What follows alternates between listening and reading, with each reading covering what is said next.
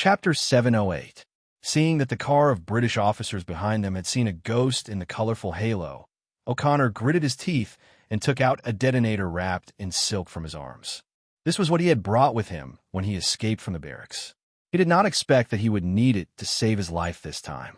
O'Connor ignored everything and was about to pull the fuse. He shouted at Laura, "Laura, tell the group of Chinese people that if they shoot at us again, I will detonate the explosives in my arms." At such a close distance, the poisonous insects sleeping underground will definitely be alarmed. At that time, they will also be buried with us. Laura hurriedly repeated O'Connor's threat loudly in Chinese. Chen Yulo made a pause gesture to his left and right. He turned his head and asked Commander Bai in a low voice, "Mr. Bai, will the explosives explode on the surface alarm the hibernating dragon soil under our feet?" Commander Bai stroked the beard under his chin and frowned. The first Emperor's mausoleum is 30 feet above the ground. Logically speaking, explosives shouldn't be able to blow up such a thick seal, but those foreigners have already let the voodoo insects see the wind over there, so it's a little hard to say. Moreover, we want to kill those foreigners to prevent them from causing trouble, but now that they have such a trump card, if we chase after them and force them to detonate the explosives and alarm the voodoo insects chasing after them, it will be easy to complicate the problem. After listening to Commander Bai's analysis, a trace of unwillingness flashed in Chen Yulo's eyes, but he still stopped his subordinates from aiming at O'Connor and the others. O'Connor and the others were not far from the wall of fire, but after the colorful halo swallowed the people behind, it had already caught up. O'Connor saw a circle of colorful gas above his head. It was as beautiful as a rainbow, falling on top of their heads. They were still more than 200 meters away from the wall of fire. Seeing that they were about to be caught up, O'Connor gritted his teeth, took out the fuse of the explosive bag in his arms, and threw it at the colorful fog of voodoo insects behind him. Chen Yulo saw it clearly. He gritted his teeth and cursed, "Damn, these damn foreigners. Brothers, run back and light the second layer of fire net. Partridge whistle, brother, let's stay and kill those foreigners first. We can't let them harm us again." After saying that, Chen Yulo raised his gun and aimed at O'Connor. However, O'Connor was cunning. He had already found a depression to hide in, so Chen Yulo was unable to aim at his vital points. The explosive bag that was thrown below the voodoo insects attacking O'Kong and the others suddenly exploded. The huge shock wave dispersed the colorful fog of the voodoo insects, just as O'Connor had hoped. Chen Yulo, Partridge Whistle, and the others had no choice but to lie down and avoid the dust and rocks that were thrown up by the explosion. The previous huge explosion had already caused a strong tremor in the huge underground palace below Chen Yulo and the others. This time, the bomb that O'Connor detonated on the surface had once again caused a huge impact on the structure of the underground palace. The ground under Chen Yulo and the others suddenly sank. The huge hole in the underground palace caused the entire geological structure of the area to become unstable. The huge impact of the bomb immediately caused the ground to collapse. O'Connor was too close to the detonation point. He heard a loud bang, and his whole body was blown up by the shockwave. Then he was thrown to the ground heavily. This time, he was really confused. There was a sweet taste in his throat, and he spat out a mouthful of blood. His vision was pitch black. O'Connell felt a buzzing in his head, and his ears could not hear anything. The soil beneath him suddenly became soft, and then he felt his entire body and the soil beneath him sliding down, falling into a bottomless abyss. Chen Yulo, Partridge Whistle, and the others watched as the entire high ground, along with the wall of fire, sank into the huge hole that suddenly appeared behind them. The huge abyss was still expanding, and soon the Westerners had all sunk deep into it. He sprinted in the direction where his brothers had retreated, but he soon realized that Commander Bai, who was beside him, was not following him. Looking back, he saw that because of her old age, Commander Bai had accidentally twisted her waist and was lying on the ground. Seeing him turn around, Commander Bai waved at him and said, "Young master, run. Don't wait for me." Seeing this, Chen Yulo gritted his teeth fiercely. The Shelling Mountain Bandits were involved in a shady business, and the word loyalty was the most important. As the leader, how could he only care about escaping? Commander Bai had followed his father since he was young and had made countless contributions to the Shelling Mountain Bandits. As the leader, how could he abandon him and escape? Immediately, he let out a low growl and ran back to rescue Commander Bai. Chen Yulo had two generals by his side, Miss Hong and the mute Kunlun Mall. They had received his kindness since they were young and were loyal to him. Seeing that he had turned back to rescue them, how could they abandon their young master? They hurriedly turned back to rescue him. Partridge Whistle and Miss Hong had some feelings for each other. Seeing that she was rushing back without a care for her own safety, he could not bear to abandon her and actually ran back as well. The other Shelling Mountain Bandits wanted to go back and drag their young master back, but after all, they were not as loyal as Maul. Seeing that the sky was collapsing and the earth was sinking, they could not help but hesitate for a moment. In just a moment, the land where Chun Yulo was and the surrounding land that was tens of feet in circumference had completely sunk into the abyss, leaving behind a bottomless abyss with a diameter of nearly 300 meters. When Chun Yulo woke up, he felt that his whole body was drenched. Commander Ba was lying on a rocky beach not far from him. They should be near an underground river, and this should be a karst cave formed by the erosion of the underground river. When Chun Yulo had traveled the north and south, he had also been to the Yunnan-Guizhou region. There, the nobles of Bashu and the royal family of the barbarians liked to use the huge karst caves eroded by the underground river as natural tombs. However, he had never heard of such huge karst caves in the Guangzhou region or the Qinling Mountains. Chen Yulo was a little puzzled. Moreover, why would there be such a huge underground river in the first emperor's tomb? However, he did not have time to think too much about it. He hurriedly went forward to check on Commander Bai's condition. After checking, he found that although Commander Bai had been slightly submerged, she was not seriously injured. They must have fallen directly into the underground river and were pushed to the shore by the water, which was why they were safe and sound. Chen Yulo hurriedly pinched Commander Bai's philtrum to wake her up. Commander Bai opened her eyes weakly.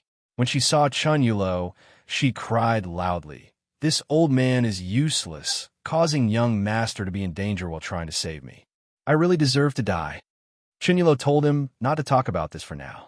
Finding out where the two of them were and how to get out was the most important thing. Other things could be discussed after they got out. This karst cave was over 100 feet wide, but the front and back were sealed. The ceiling was several feet high, but it was all rock walls. We must have rushed down from upstream. Most of the underground river is underground, and only one section leads to the karst cave. We were unconsciously swept into the karst cave. It is really lucky, Chun Yulo said solemnly. Young master.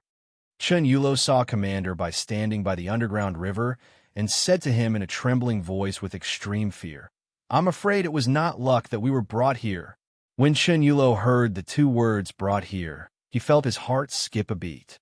He could faintly see that Commander Bai's face was drained of blood. She was looking at the underground river in horror. Chun Yulo moved closer to take a look and saw that the underground river was extremely clear. He could see the bottom of the river. There was no light underground, but the river seemed to be emitting a faint green light. At this time, Chun Yulo remembered that the two of them were in a karst cave, and it should be pitch black. How could he see Commander Bai so clearly? It was like under the moonlight on a good day. Now that he thought about it, it was the river that was reflecting the light. The underground river was about 10 feet deep. Chun Yulo saw a clear face at the bottom of the river. Through the refraction of the water, it was reflected in front of him. The face was tightly shut and had a trace of paleness. It was the foreigner who had threatened them with the explosives, O'Connor. He was carried on the back of a man wrapped in armor. The armored man was face down, lying flat on the bottom of the river. He was slowly moving forward with the current. He was not the only armored man in the river. His head and shoulders were connected as he slowly floated forward. When the armored man reached the center of the underground river in the karst cave, he quietly let go of O'Connor. Chun Yulo saw O'Connor's body slowly float up and float to the riverside under their gazes. Chun Yulo dared to go forward and carry O'Connor's body to the riverside. When he dragged the body, it shook a few times. It seemed to have stimulated the body to react instinctively. He suddenly choked and coughed a few times. A stream of water spurted out of his mouth and nose. He actually started to breathe again, and his chest began to rise and fall. At this time, Chen Yulo finally understood how he had come back to life. His face was pale. Trembling, he took out the pistol in his arms and was about to shoot O'Connor. Commander Bai hurriedly stopped him. "Young master, let's see how he is after he wakes up, just in case something happens to us." Chen Yulo hurriedly nodded. He knew that Commander Bai was right. Even if they wanted to kill this foreigner, they shouldn't do it now. The strangeness here was far beyond their imagination. A dead man came back to life in front of their eyes. They might have come back to life in the same way. Except for this foreigner, they had no other samples to observe. Qin First Emperor floated in the Sky Palace. Yinglong whispered to Gongshu Ban, the master architect of the Qin Mausoleum, next to him. "What happened to those grave robbers? We still have to wait for them to wake up the Qin First Emperor. The great show of immortal Qin's appearance should be opened by them. Only through the authentication of the protagonists who have been recorded by the god can we successfully launch the third plot of the mummy." The place where they fell is the number 3 machine building factory. In Xianqin, it should be called the Water Puppet Building Factory. It is a water machine building factory that we have newly modified. It uses special water as a tool for mechanical processing, machine building, metal polishing, smelting, and manufacturing. At the same time, it is also a special factory that acts as a transportation medium. Since we have made breakthroughs in the field of magnetized water beam operation and water machine tools, the craftsman supervisor has proposed an idea. Can we build a production line in water? Or we can directly use water to build a production line. No metal, no machinery. All the tools and transportation will be done by water. I remember that water machine tools have been researched in this area for a long time. Yinglong asked. Gongshu Ban explained. That's right. Since the breakthrough in water material technology, we can create the Xianming True Water with a temperature as low as minus 20,000 degrees Celsius, the Blood Sea True Water that can corrode adamantium, and the first Yuan Heavy Water that can only be synthesized with high temperature and pressure as high as the core of a planet. Then, we have officially started to research and develop water machine tools that use special water material and magnetized control technology to process metals and other materials. The first-generation water material machine tool uses magnetized water to grind at high speed to process metal and non-metal materials. After we successfully developed it, we quickly upgraded it to the second-generation water material machine tool that has functions such as polymers magnetized quenching, radiation irradiation, superconducting polishing, and so on. It can basically complete most metal processing tasks. After the breakthrough in water machine tools, the success of the water quenching method for smelting and the success of the water refining method for alloy smelting finally broke through all the technological bottlenecks of the integrated production line. Yinglong lamented, using magnetized water beam to mine ores underground, using water hammer equipment to crush ores, using magnetized water sorting equipment to separate slag, using electromagnetic water quenching method to extract metal elements, using water refining method to smelt alloys, and finally using the water machine tools to process, assemble, and assemble the alloy. The entire process and transportation is completed by water, just like a river of materials flowing downstream. Along the way, there are hands of water that process, assemble, and debug the materials until the final product is completed. In fact, the armored men that Chun Yulo and the rest saw were the production of the Qin Yong Type C puppets.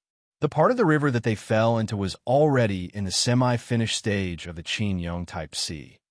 Yinglong took advantage of the situation to grab them and transport them to the underground palace. As for the Qin Yong Type C puppets that Chun Yulo and the rest saw, they were in the debugging stage of the transport process. If they woke up earlier, they might have seen the scene of the Qin Yong Type C puppets, carrying them being polished and modified by the magnetized water in the surrounding river. One by one, the metal skeletons were being fitted with various parts. The whole scene was even more horrifying. As for the reason that Chun Yulo and the rest lost their breath, It was even simpler. Breathing was nothing more than to take in oxygen. However, Chun Yulo and the rest were surrounded by high oxygen water. These invisible water shields were the water material equipment that was used to transport oxygen to them in the underground river. It was just that this water material equipment could not be discovered in the water. Under the protection of the oxygen water equipment, their breathing method was completely different from that on the ground. The movement of their lungs was relatively small, which was why Chun Yulo mistakenly thought that O'Connor had lost his breath. Inglong stared at the circulating waterfall in the floating underground palace. Below the waterfall was the canal that transported Chun Yulo, O'Connor, and the rest. After the canal came to the floating sky palace. It lost its gravity and was transported to another water material production line by the ferrofluid propulsion equipment. Therefore, it looked like the 5 Milky Way intertwined under the floating sky palace to form 5 endless waterfalls. Countless Qin Yong Type C puppets slowly separated from the waterfall and formed a huge square formation under the floating sky palace. Chapter 709. Chun Yulo and Commander Bai had been waiting by the underground river for another 4 hours. During this time, the Qin Yong at the bottom of the underground river sent 2 more people over intermittently. One of them was a blonde barbarian. Because one of them was a woman, it was Laura who fell into the abyss together with O'Connor and the others. Chun Yulo did not make things difficult for the 2 of them. At this point, O'Connor, Laura, and Indiana Jones were all sent to the bank of the river. Only their firearms were taken away by Chun Yulo and tied up together. By the time O'Connell's eyelashes trembled and he slowly regained consciousness, Chun Yulo, who was guarding by the hidden river, finally saw a black servant rushing out from the river while being carried by Qin Yong. Upon seeing this, he was extremely surprised, for that was the Kunlun slave Mole. Mal was the descendant of the Kunlun slaves during the Tang dynasty. He was born with great strength, and he was one of Chun Yulo's proudest subordinates. He was loyal to him. At this time, they were trapped in the underground palace of the Qin Emperor. Chun Yulo was overjoyed that he was able to get out of danger. Chun Yulo took the risk and waded into the river, wanting to bring him ashore. However, from the corner of his eye, he saw another shadow that was even taller than Mal. It was half red and half green, floating from the entrance of the waterway upstream. He could vaguely see a few limbs that looked like hands and feet moving. There were also many red hairs floating on the shadow's body.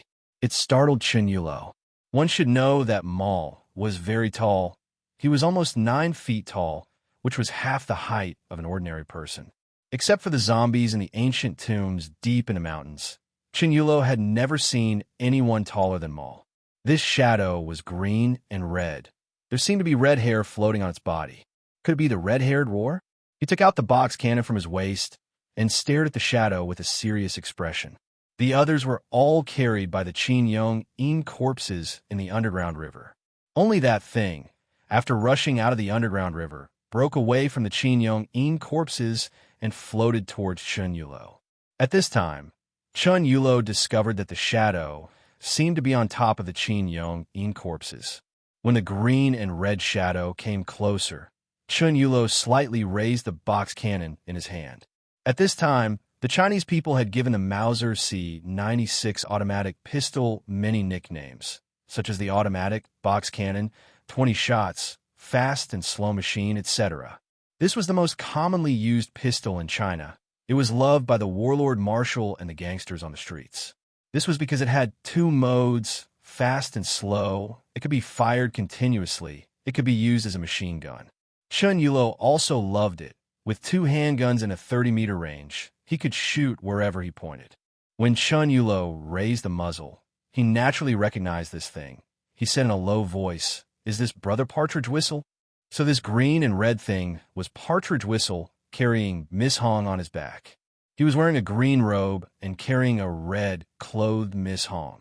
Their clothes were floating in the water like hair. When they were far away, it was like a green and red-haired tall person. It actually scared Chun Yulo. Partridge Whistle carried Miss Hong on his back and carefully placed her on the shore. Then he said, "That's right. So Brother Chun has already arrived." Seeing this, Chen Yulo smiled and put away the two muzzle shell guns, shook his head and sighed. In the end, I am not as capable as Brother Partridge Whistle. I was carried here by something under the river.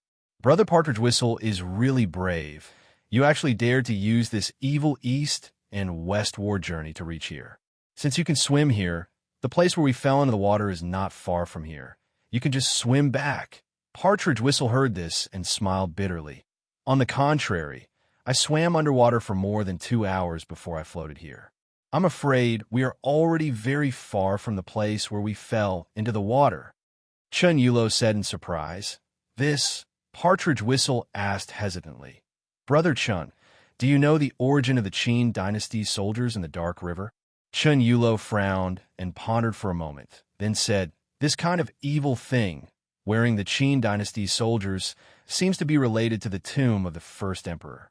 I heard that in some dangerous places with feng shui, there are underground rivers that lead to the netherworld. Humans and beasts often mistakenly enter and fall into the yellow springs, neither alive nor dead. Their corpses follow the yellow springs back and forth, going back and forth between the worlds of yin and yang, and are called the Dark River yin corpses. There are necromancers who try to use magic to reverse life and death and live another life. Using feng shui magic, they are buried in the yellow springs yin rivers, hoping that in the process of returning from the netherworld to the living world, they will be reborn from the dead and resurrected.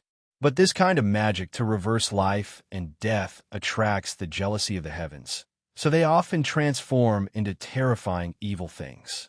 The Qin First Emperor was superstitious about necromancers. At the time the Qin pacified the 6 states, the 6 states had the spring and autumn period, the sages, the 100 schools of thought, and the Tao techniques.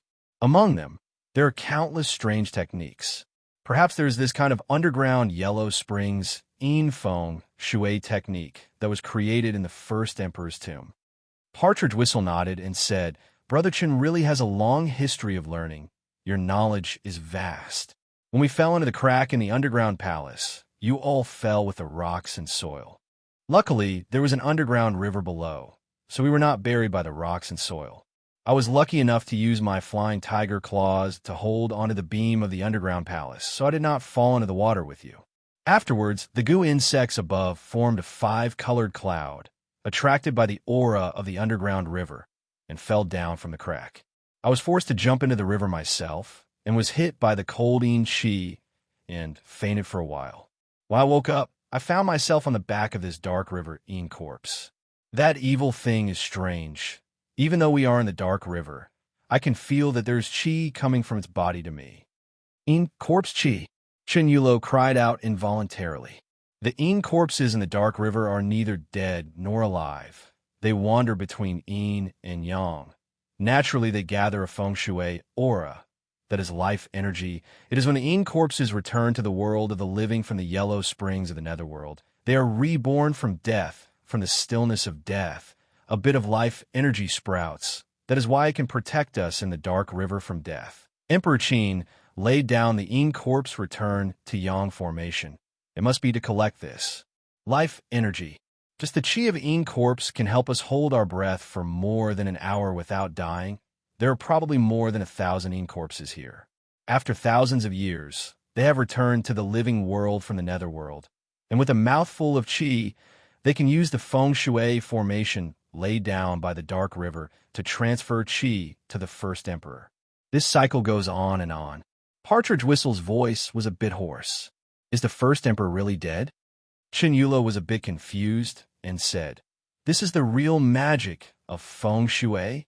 The first emperor knew that the so-called yin corpse returning to yang usually turned into a big dumpling or a terrible evil creature. So he turned his loyal army into yin corpses and let them go to the netherworld to collect chi and help him to be reborn. Chen Yulo and Jigu Shao stared at the underground river. The yin corpses of the Qin dynasty were connected head to tail, slowly drifting downstream. Suddenly, a shiver sprouted from the depths of their hearts. That's not right. If it's just to be reborn, why would he need to set up such a heaven-defying feng shui? I'm afraid that not only did Qin Shi Huang want to be reborn, he also wanted to transform into an immortal. Chapter 710. The two of them were relying on their half-baked yin-yang feng shui techniques to make wild guesses, but they gave themselves a big fright. If Chenong was here, he would certainly say, "The holes in the Earth Master's imagination are really big." But their cause was completely wrong, but the effect was somewhat clear. This puppet production line actually had the meaning of being reborn from death. In the reconstruction of the first emperor's tomb, there was also a similar arrangement. However, it was not their guesses to let the first emperor be reborn, because the first emperor had already been reborn, but he had not been awakened. He was only subconsciously operating the first emperor's tomb as a god. Controlling the terracotta soldiers, it was to give a bit of life to the terracotta soldiers.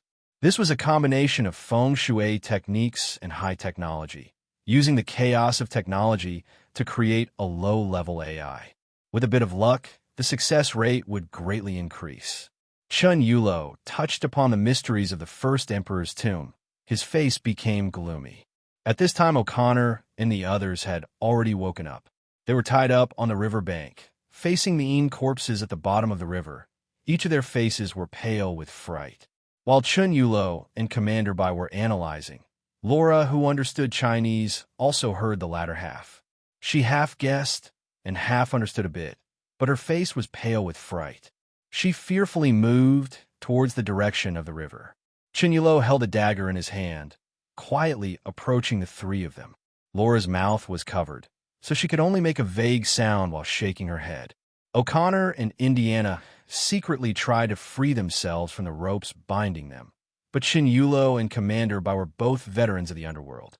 After the leather rope absorbed the water, it became tighter and tighter.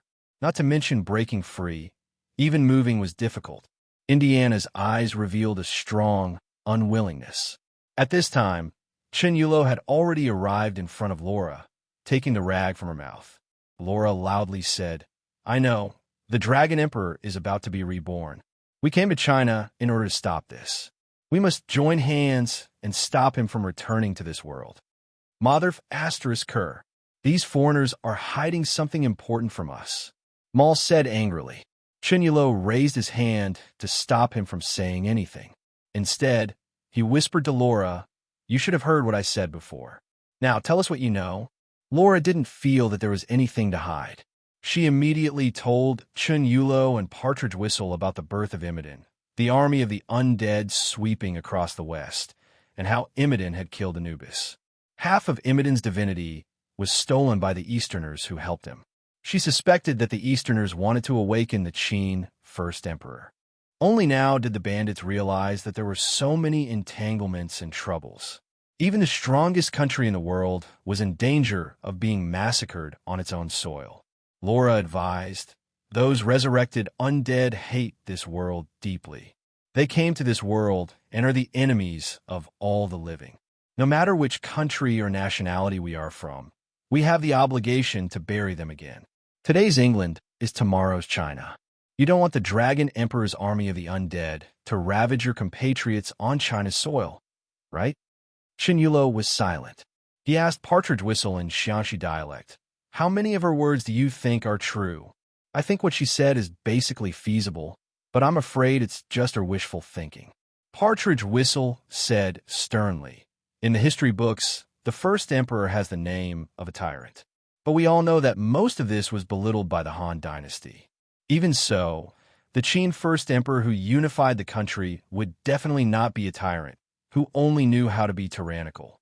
On the contrary, I think he should be a king with great talent and bold vision.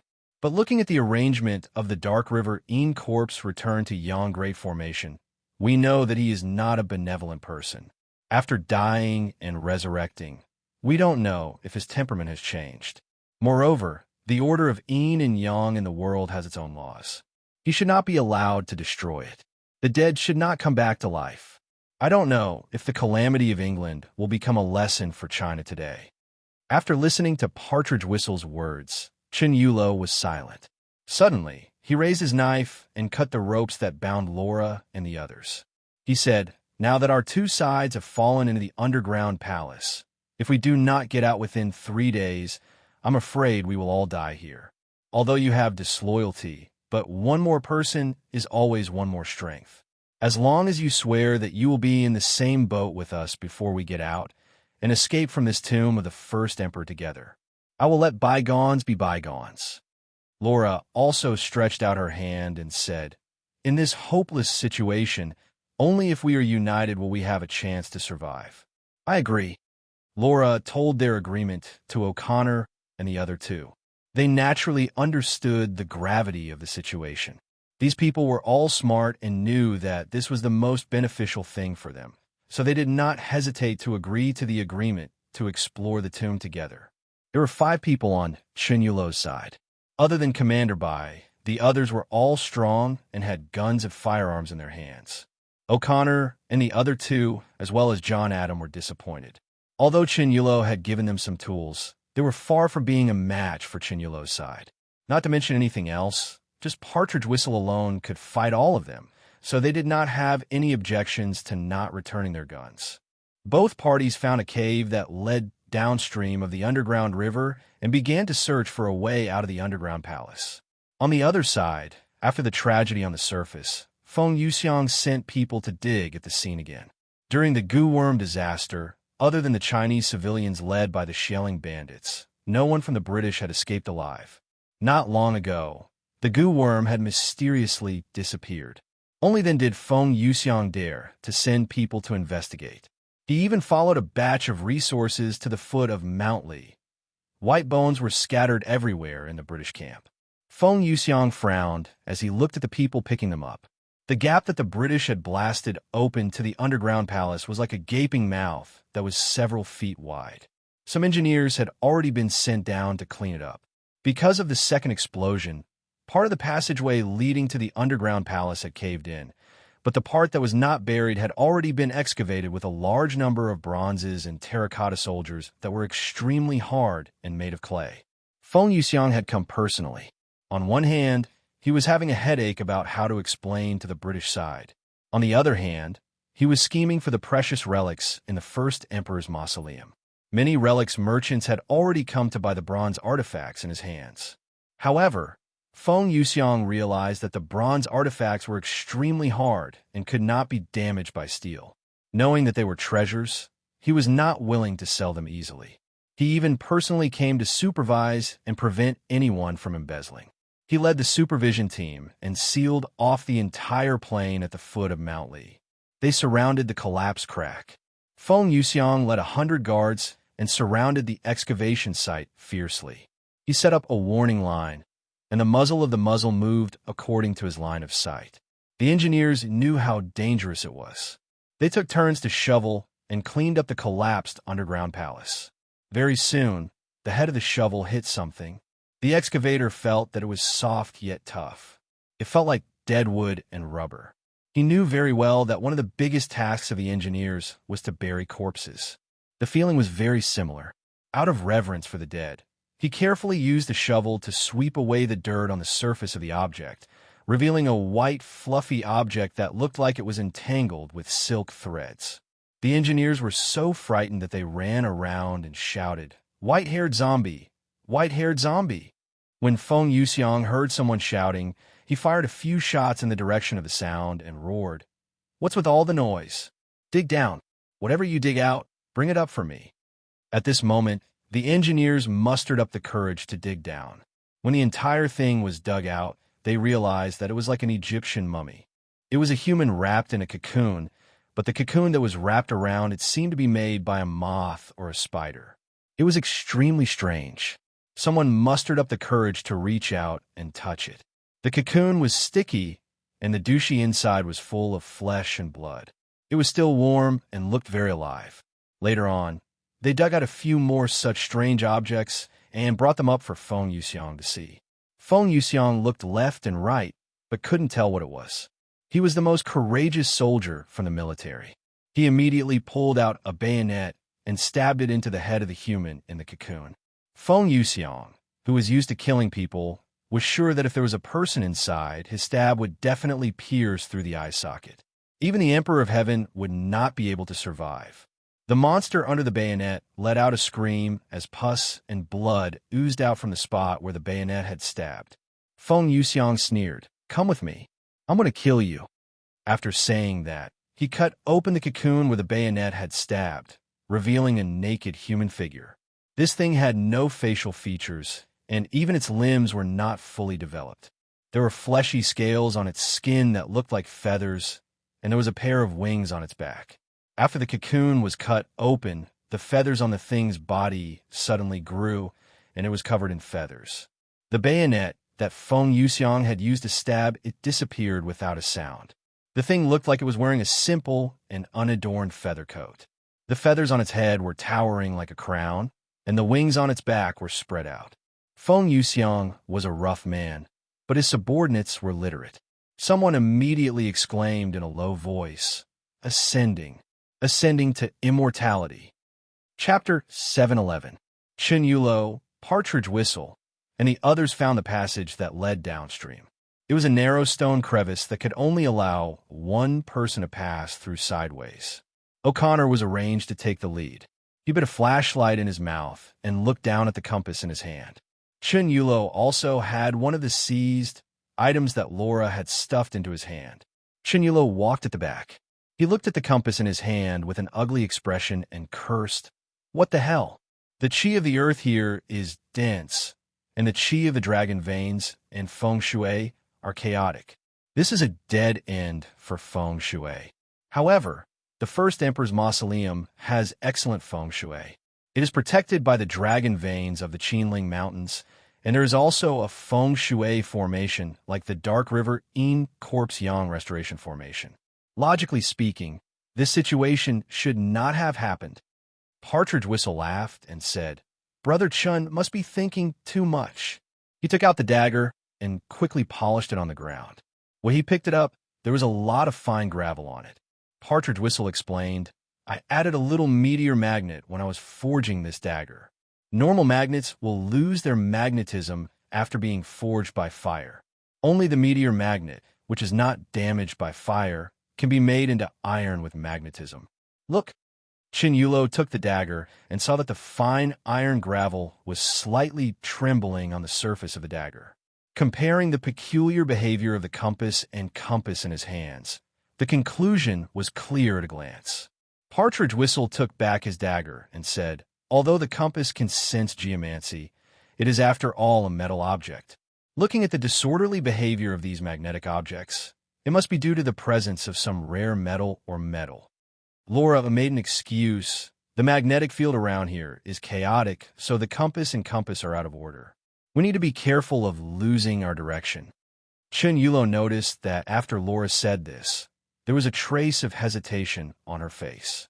It seemed like she wanted to say something, but it was hard for her to say it. They walked close to the stone crevice and gradually had difficulty breathing. It was hard for her to say anything. When they came out of the stone crevice and came to a relatively open cave, Laura hesitantly asked, "I want to know, why didn't we go upstream from the underground river that the Yin corpses brought us down from? You have friends and subordinates outside. They should be able to save us from the hole we fell into." Chen Yulo laughed and said, "So you always wanted to ask this matter." "First," my brother Partridge Whistle said, "it has already been an hour since we entered the underground river." He did not know how far he had been swept away. He had relied on the Yin corpses to bring him down, but to go against the current, did he still need to borrow the Yin corpses' qi? Secondly, the Yin corpses must have a reason for bringing us here. If we go upstream, wouldn't that be seeking our own deaths? Finally, that underground river represents the Yellow Springs. The Yin corpses flowing downstream means they were born from death. If we go upstream, wouldn't that be seeking our own deaths? The direction of the river is the legendary netherworld. Going in that direction is seeking death. In feng shui, there are many taboos, and going upstream to the Yellow Springs is the taboo of taboos. As they were talking, O'Connell and the other two Caucasians, as well as the old military counselor Bai, found a dilapidated wall in front of them. The style was somewhat similar to the wall in the Qin and Han tombs that Chen Yulo had stolen. It was built with rubble and earth, and had coarse cloth tiles. Because of the long years, some parts of it had already collapsed. O'Connor shined his light on the broken wall, and a dark mass of things suddenly came out of the cracks in the wall. On the wall, on the ground, they ran everywhere. They were all millipedes, weasels, and earth elementals that liked dark environments.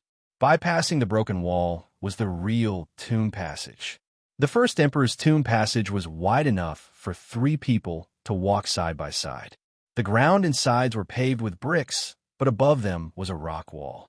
Chun Yulo carefully observed the rock wall, and his face became uglier. He suddenly called out to the others and went forward to give a loud roar. Layers upon layers of echoes swept back. A few of the Westerners were sent down, but Partridge Whistle and military counselor Bai were not surprised. This was a unique skill passed down in Chun Yulo's family. It was a unique skill that allowed one to hear the location of the underground tomb, the distribution of space in the underground palace, and the distribution of the chambers in the mausoleum. In Chun Yulo's family's treasure hunting technique, he was best at finding the traces of the tomb by listening to the sounds and observing the color of the grass and mud. Usually, Chun Yulo loved to search for the tomb during thunderstorms. This was because the loud thunder in the sky would sweep across the land. Chun Yulo could clearly see if there was any abnormal space underground. The last animal that had such an ability was a bat. Chun Yulo closed his eyes and carefully listened to the echoes, distinguishing between the empty space and solid soil. The others were even careful with their breathing. However, after Chun Yulo opened his eyes, he shook his head at the others and said in a low voice, "I'm afraid we have already been washed into the belly of Mount Li by the underground river. The mausoleum of the first emperor is not under the Thousand Li Ming Hall, but directly embedded into the belly of Mount Li. I always thought that opening a mountain as a mausoleum was just a legend, but now it seems that it is true. There is a huge space in front of us, and the entire mausoleum of the first emperor is shockingly large." Partridge Whistle added, "Feng Shui of the Qin and Han dynasties was about treating death as life. It was different from the Feng Shui techniques of the later dynasties, which were used to bestow good fortune on their descendants. The nobles of that time paid particular attention to ascension and the afterlife. They wanted to live the same life after death, so the mausoleum was usually buried with the tomb owner's daily items and favorite treasures. Sometimes, they even used the layout of the tomb when they were alive to set up the tomb. In the tomb, for the dead self, there would be a passage to the tomb, and there would even be a variety of burial rooms with different functions. Since the Qin first emperor had set up the Yin corpse return to Yang formation, he must have planned for his own resurrection in the future. In his mausoleum, the concept of treating death as life would be even more obvious. That is why the whole mausoleum gives people the feeling of a city wall. Chun Yulo continued, "You are saying that these tomb passages were prepared for the first emperor to patrol after his resurrection? Not only the first emperor." Partridge Whistle said with a serious expression, "Don't forget where this leads to." Chun Yulo came to a realization and said, "That's right.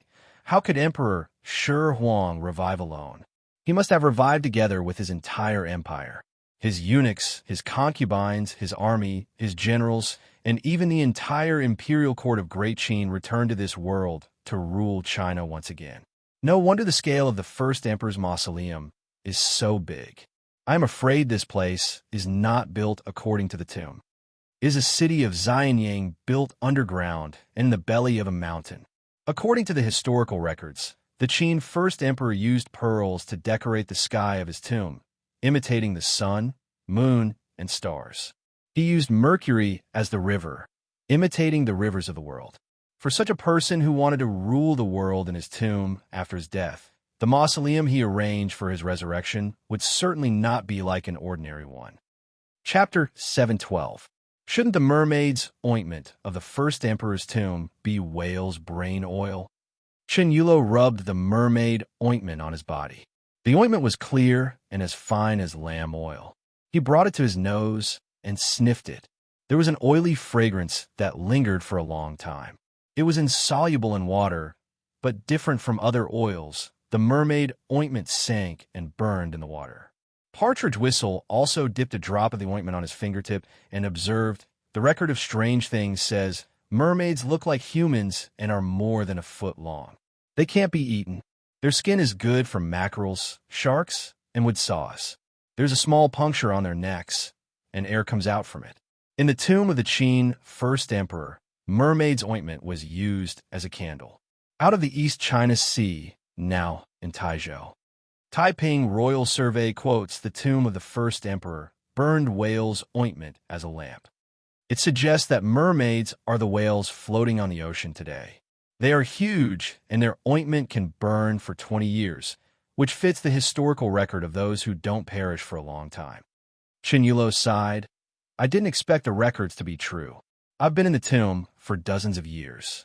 Apart from the tombs that have been taken by the predecessors, I've also seen some incredible phenomena in some strange tombs.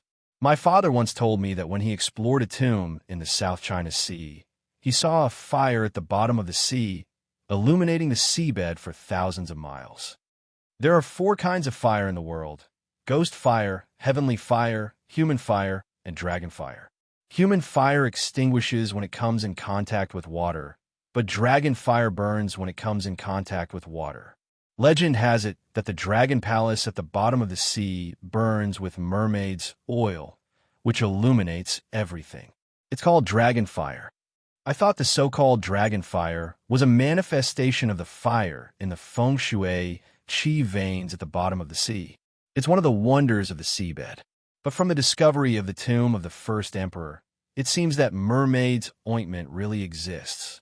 It burns when it comes in contact with water, cannot be moved by wind, and cannot be extinguished without oxygen. It's more in line with the legend of the dragon fire. Perhaps the legend of King Zhou in the kingdom of Guizhou is not false.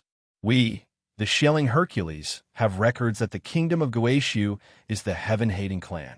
They hold the secret of the dragon fire and cast exquisite bronze wares.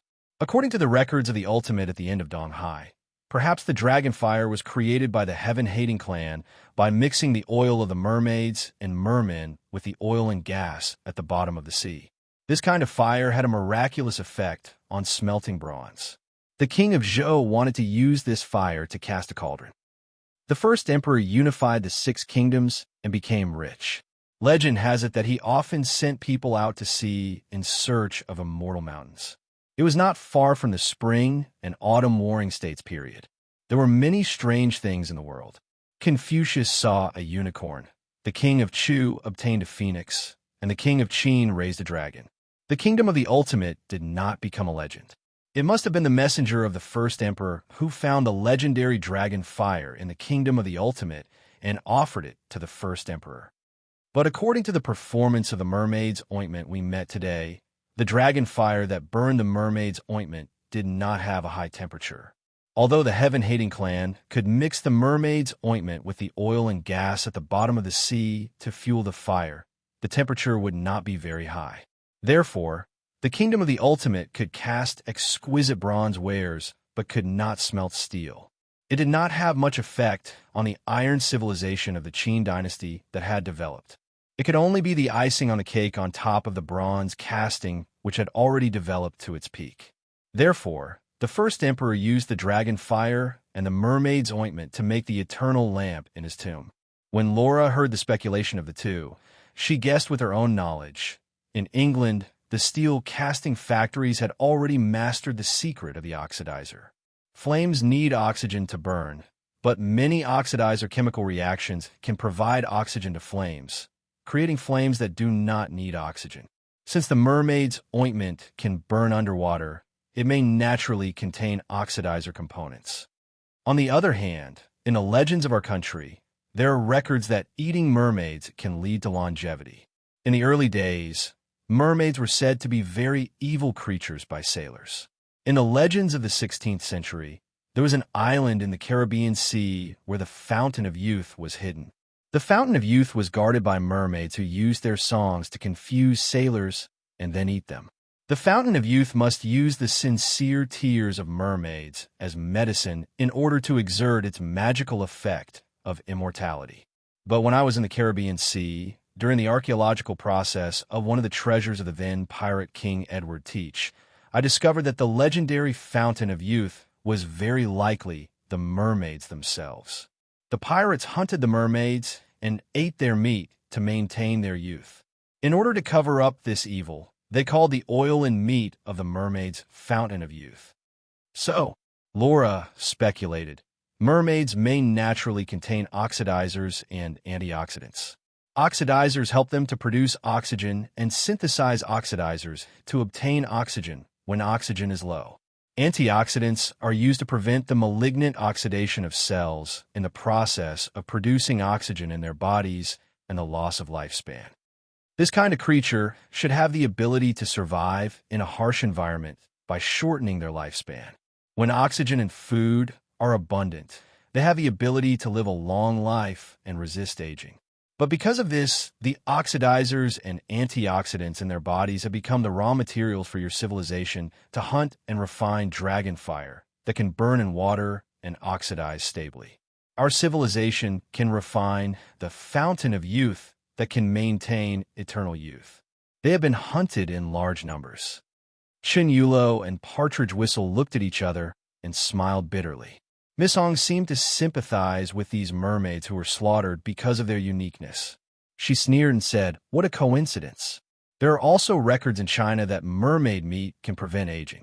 Countless officials and nobles want to eat a bite of mermaid meat." Laura was stunned and then sighed. These beautiful creatures must have become extinct because of this. At this time, Chin Yulo's expression suddenly changed. "Not good." Laura was startled by him and asked, "What happened?" Chin Yulo raised his head and looked at the ever-burning lamps on both sides of the long tomb passage that spread forward like sparks. He asked in a dry voice, "Since eating the flesh of mermaids can lead to immortality, then how could Emperor Shi Huang, who has always pursued immortality, not know this legend?" Maul grinned and said, "That's impossible. Even if the first emperor didn't know, the necromancers around him would have told him.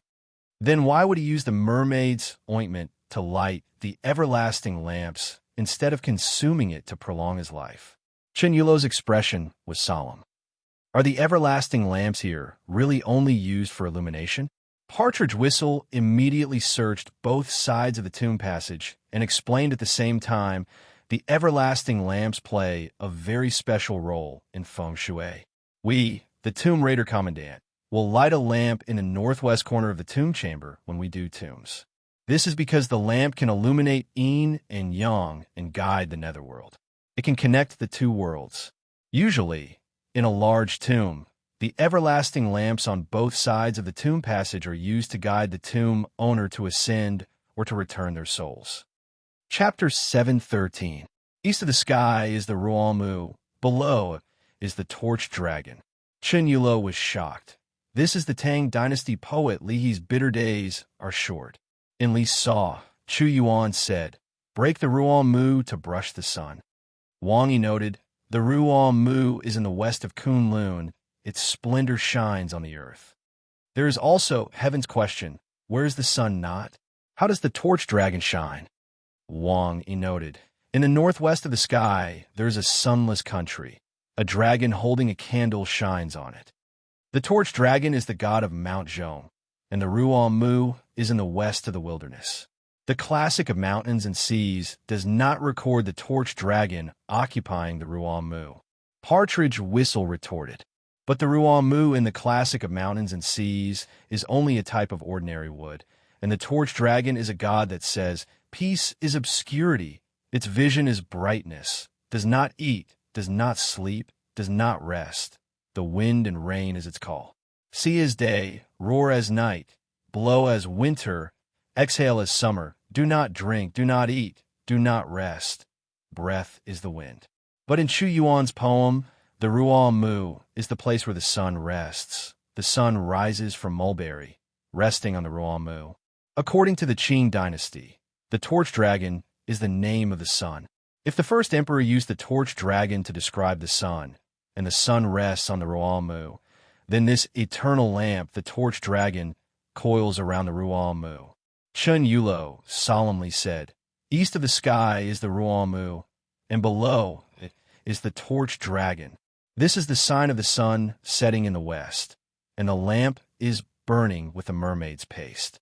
When I am near, the lamp is bright, and when I am far, the lamp is dark, as if my life energy is the oil. This should be the location of a strange feng shui formation that is not inferior to the yin corpse to yang formation. The mermaid's paste is everlasting because this lamp uses life energy as fuel. With the dragon's fire, the impure energy is burned away, and with the eternal lamp, it illuminates the first emperor's path. This path will lead to the first emperor's coffin, and the lamp will never be extinguished, illuminating the path of the first emperor's soul. When the time comes, the soul of the first emperor will return through this path. After the first emperor died, his soul will ascend to heaven through this path. When the time comes, his soul will return through this path and be reborn, using the Qin warriors and yin corpses to continue their life and nourish the first emperor's corpse. And the mermaid lantern will guide the first emperor's soul back to his body. This is the second feng shui array for his resurrection. At the excavation site of the underground palace of the first emperor's mausoleum, Feng Yuxiang's body was lying in front of the entrance of the underground palace. The dead bodies around him were all over the ground. The fatal wound on his body was on his chest. There was a bloody hole on the left side of his heart that penetrated through his body.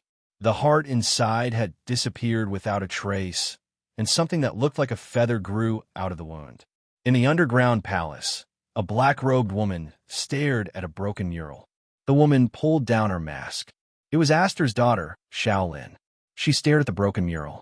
On the mural, there was a human figure that was as withered as a corpse, covered in feathers, receiving the worship of a group of people from the Chu kingdom who were dressed in ancient clothes. Shaolin said in a deep voice, "In the past, the nobles of the Chu kingdom were buried in the Dragon Vein Cave. Their corpses absorbed the life energy, and feathers grew all over their bodies. This is the art of witchcraft of the Chu kingdom. The people of Chu worship their ancestor, Xiaohao. The yin and yang techniques of the Central Plains were combined with the witchcraft of the barbarians, forming the unique art of witchcraft of the Chu kingdom. The nobles of the Chu kingdom were also influenced by it. They buried themselves in what the school of yin and yang of the Central Plains called the levitating cave, or used the art of witchcraft to create a geomantic formation to ascend to immortality. Their corpses absorbed the qi of the earth, and feathers grew all over their bodies. These levitating corpses were occasionally unearthed. They were worshipped as immortals by the people of Chu. Among the necromancers of yin and yang, they were called the earth spirit. They pretended that the owner of the tomb had ascended to immortality. The art of earth spirit was abandoned after the Han dynasty. Later, the cultivators of qi understood that these levitating corpses were just foreign objects formed by the qi of the earth. They could also become monsters. This kind of special technique was gradually lost. The levitating corpses of earth spirit are immortal for thousands of years. After death, they have transformed the corpses into another kind of life form, just like the caterpillar fungus. The caterpillar fungus is just a worm that ascends to immortality. Humans are the spirit of all living things. The levitating corpses of human corpses is a kind of miraculous celestial medicine. If the yin qi of the levitating corpses and the qi of resentment before death can be removed, one can really become immortal after taking it. When the first emperor conquered Chu, a necromancer offered the art of levitating corpses. He said that longevity was the secret of feng shui.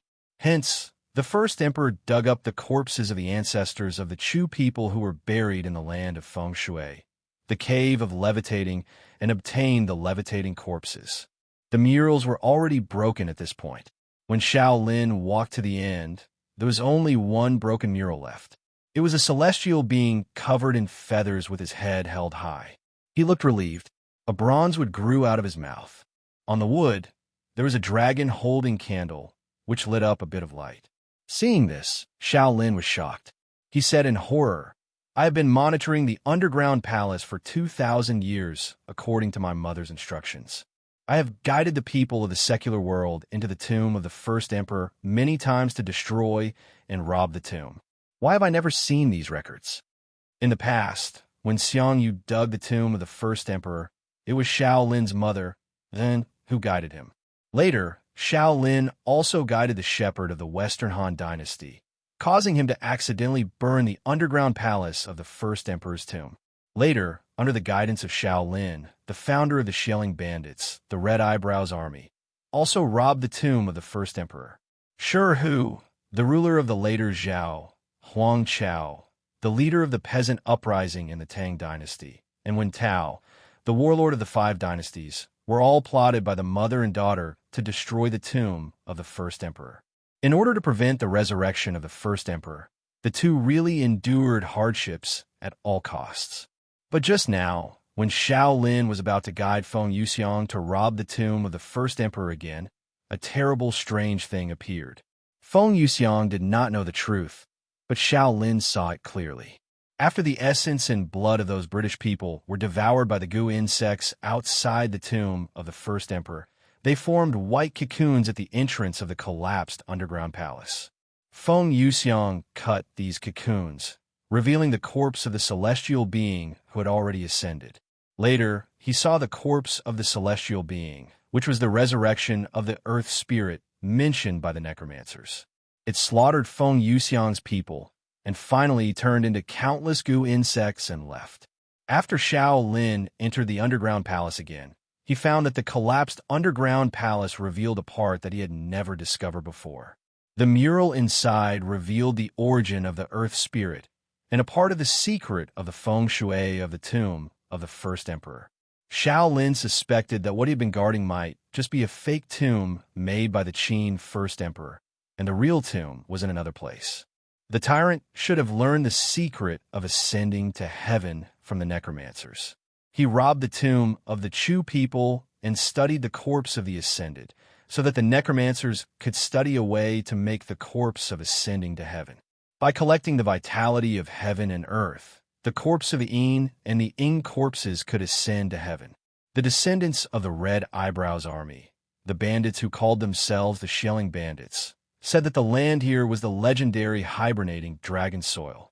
They dug graves all year round, so they could recognize this kind of thing. I have been guarding here for 2,000 years, but I didn't find it.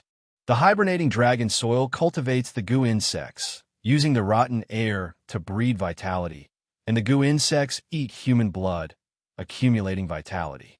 The vitality of humans and the vitality of the earth combine, and the goo insects feed the vitality back to the Yin corpses underground, forming a cocoon on the Yin corpses, causing the Yin corpses to ascend to heaven, giving birth to the vitality of heaven.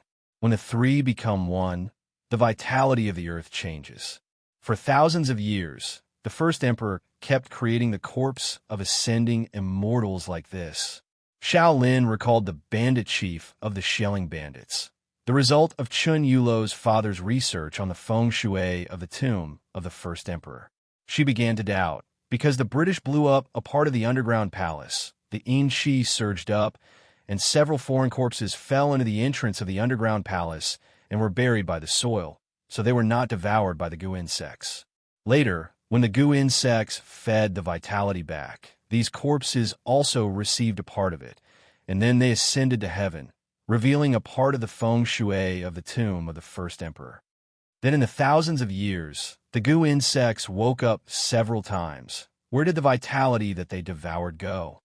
It's definitely not in the underground palace. The underground palace that I've been guarding for 2,000 years could even be a cover for the tyrant.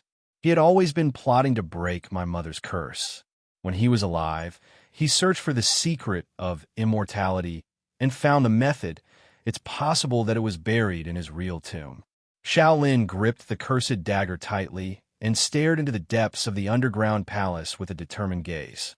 I will find the tyrant's true resting place and use this dagger to kill him. I will put an end to his sins forever. In the real underground palace of the Qin Mausoleum, Chen Yulo, Partridge Whistle, and the others looked at the eternal lamp in shock. In the broken wall, there was a vertical coffin hidden.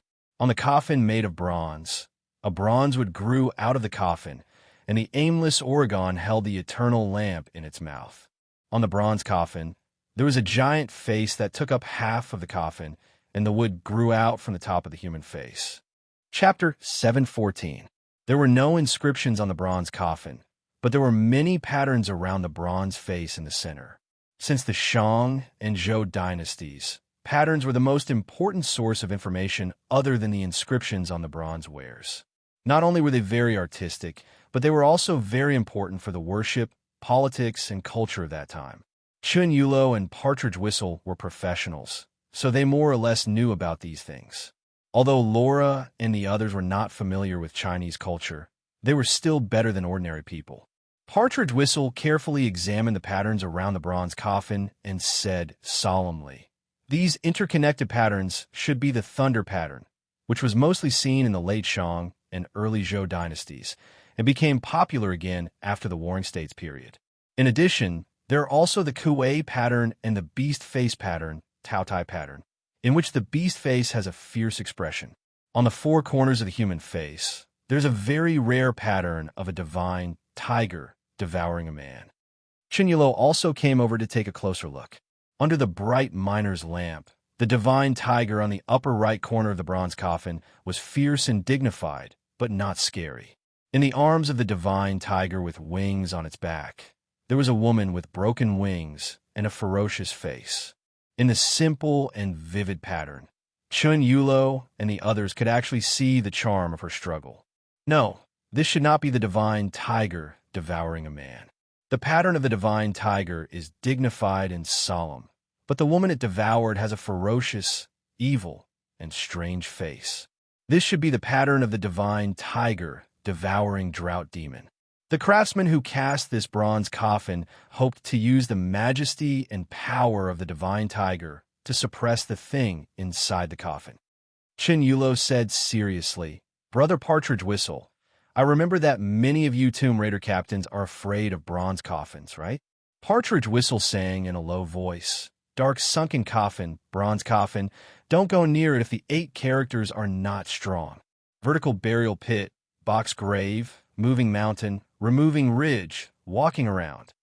Although bronze is precious, the ancients thought that it was too heavy, so it was the lowest of the materials for coffins.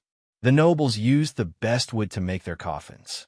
Very few of them used bronze coffins for burial, unless the owner of the tomb showed signs of reanimation. Only then would they use bronze coffins to prevent the owner from breaking the coffin and harming others.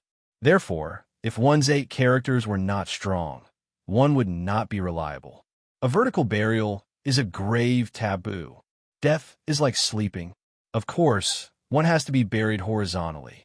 Being buried vertically either means that there's a deep grudge between the deceased and the deceased so that they won't be able to rest in peace, or they're suppressing the thing in the coffin. Chinyulo took a deep breath. The bronze coffin hidden behind the lamp is made of bronze and is buried vertically.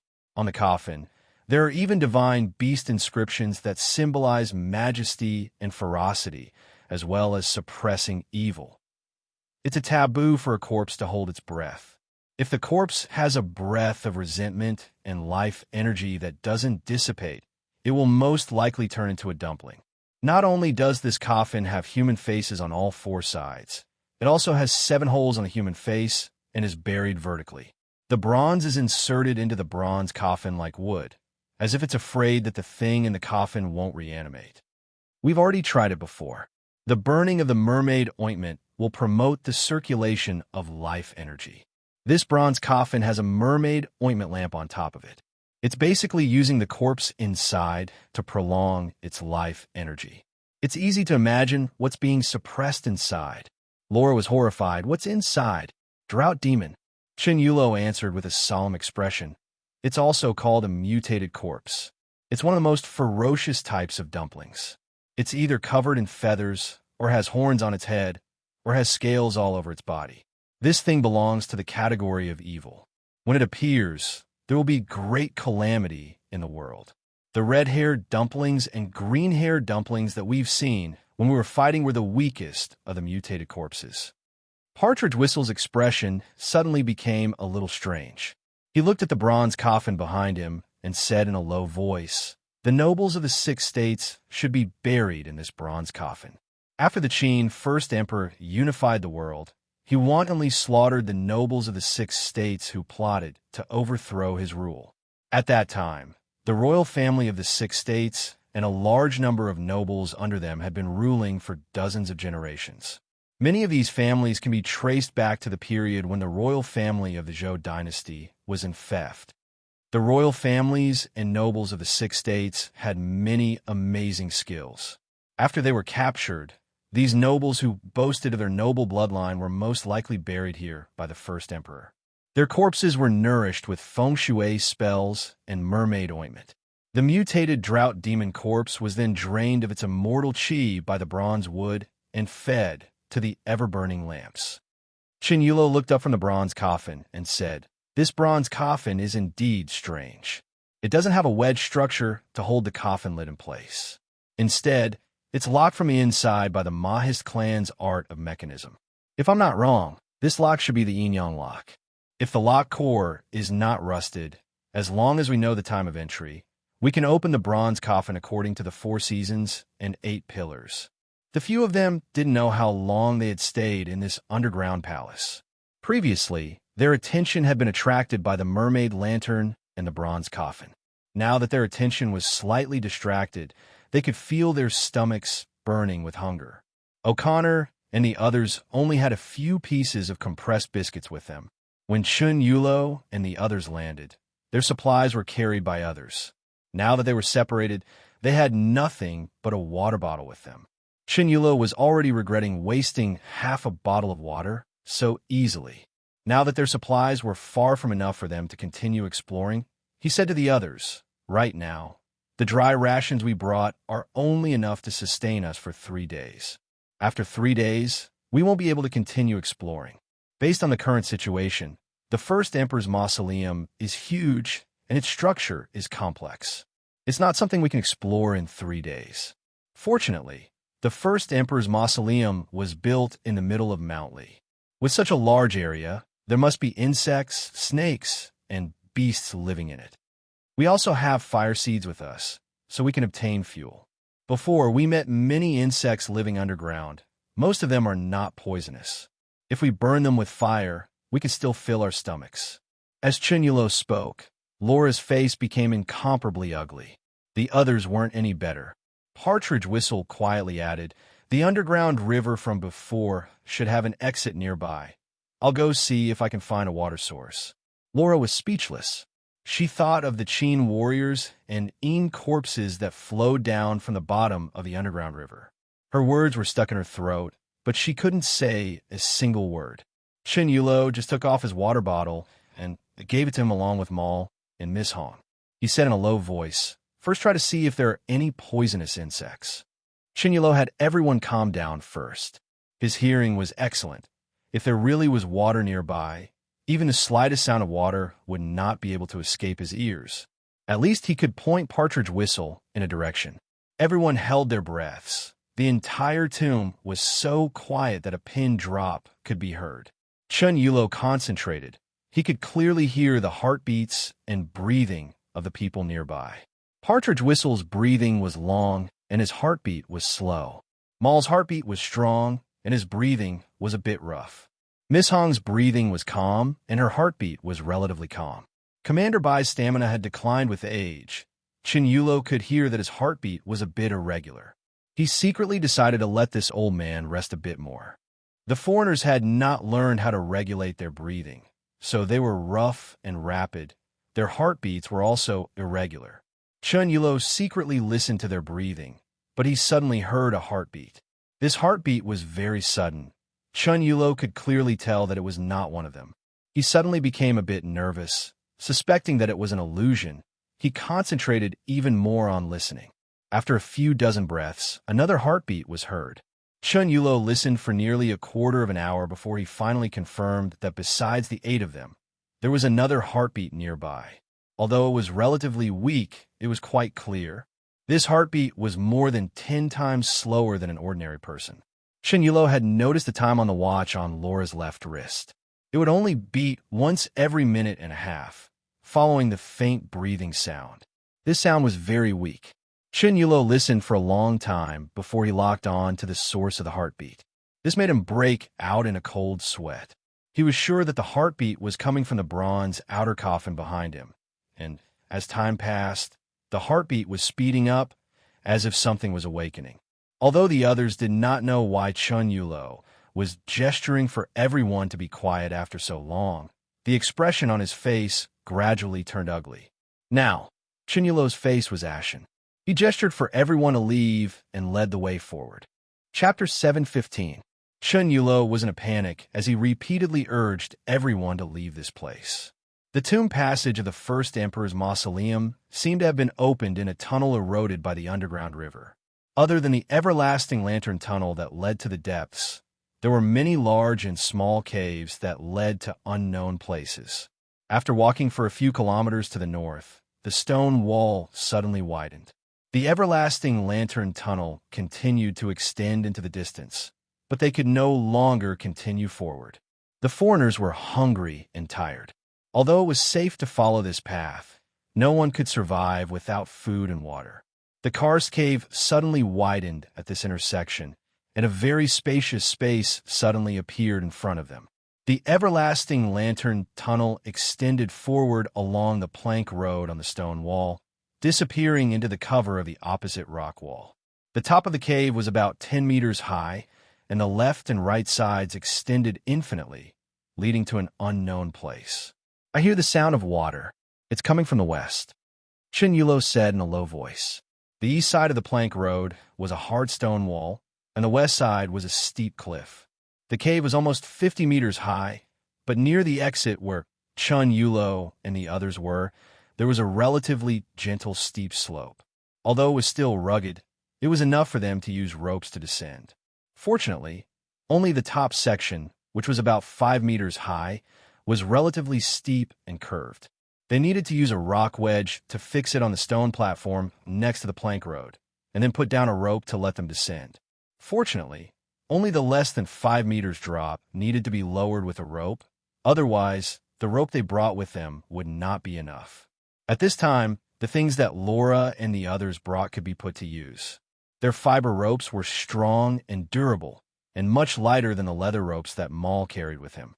The Shelling Ridge Bandits also had this kind of device to cross the terrain, called a centipede ladder. The soft ladder was shaped like a centipede, and the barbs that extended out from each section could hook onto the cracks of the rock wall and play a fixed role. However, this kind of Shelling Ridge secret device was carried separately by the bandits so that they could regroup at any time. After Chun Yulo and the others were separated from the Shelling Ridge Bandits, they were no longer useful. On the other side, Laura, O'Connor, and the others were fixing the rock wedges at the edge of the cliff.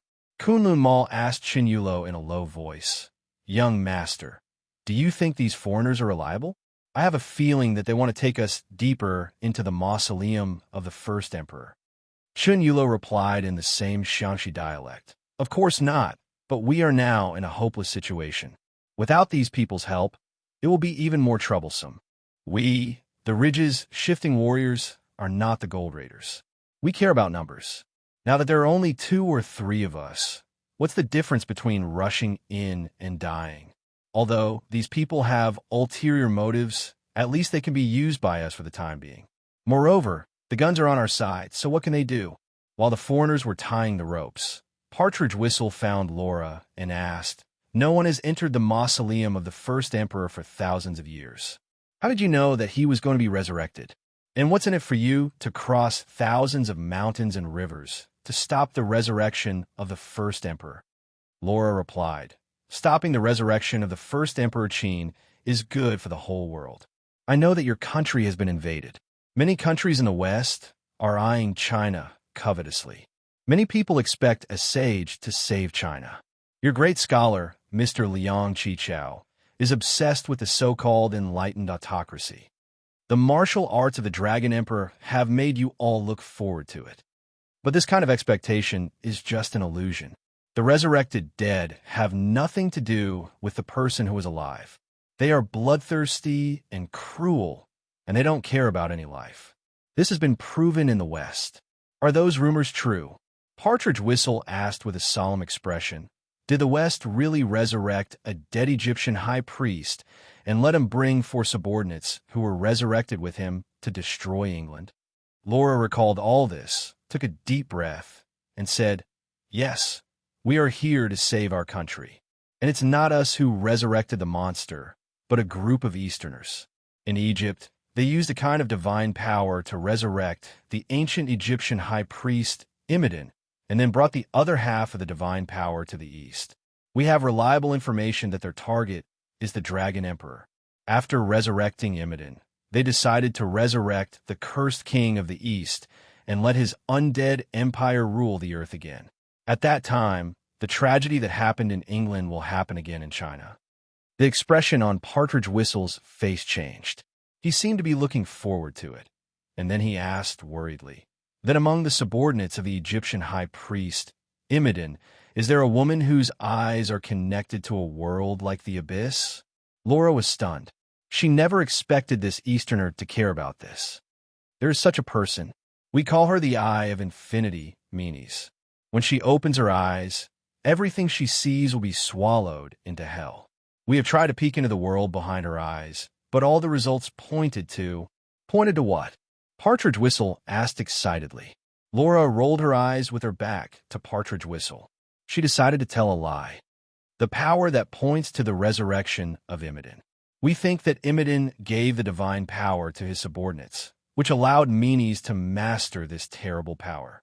Now, the Dragon Emperor's mausoleum may also have this power. As soon as Laura's voice trailed off, she saw that Partridge Whistle had fallen into a trance. However, she had decided to tempt Partridge Whistle to help her save the world, stop the resurrection of the Dragon Emperor, and obtain the weapon to destroy Imidin at the same time. Her heart was beating fast. She was worried that Partridge Whistle would see through her lies, because Meanies obviously had this power before Imidin had obtained the divine power. She quickly changed the topic. "Sir, I know you don't trust us, but please think about it. The fate of China should be in the hands of its people, not a resurrected dead man, an ancient tyrant. The example of England is not far away. The elites and outstanding people of your country are trying to wake up this sleeping lion. As long as this country of 400 million people awakens, it will definitely stand tall in the world. It will definitely stand tall in the world. Why place your hope on a dead man?" Partridge Whistle was silent. He quietly returned to Chun Yulo's side and said to him, "What do you think of what she said?" "What do you mean?" Chun Yulo raised his head in surprise and asked, "Stop pretending. I don't believe what we said can escape your ears. Should we really stop the resurrection of the first emperor?" Partridge Whistle said, "Although these foreigners can't be trusted, you and I both know that there's an order of yin and yang, and that there's a Tao of life and death. The resurrection of the dead is destined to go against the laws of life and death. Moreover, the hope of today's China does not lie in the hands of a dead emperor. So you are willing to stop the resurrection of the Qin first emperor?" Chun Yulo was silent. He took out a cigarette from his pocket and rolled one for himself. He picked it up and lit it in his mouth. He puffed out smoke rings and said, "These foreigners are up to no good, but the Qin first emperor may not be a good person either. If they want the things in the mausoleum of the first emperor, they will have to get through me first. A thief does not leave empty-handed. I, Chun Yulo, am determined to get that thing." Chun Yulo grinned and said, "Maybe one day. I can also play as an emperor." Partridge Whistle looked at him deeply, and the meaning in his eyes was self-evident. At this time, the ropes that went down were finally arranged. Red Lady took the lead. She was from an opera troupe, so she was the most agile. She could play with a rope, not to mention going down. Therefore, she easily landed on a relatively flat stone slope below and raised her head to meet the people coming down from above.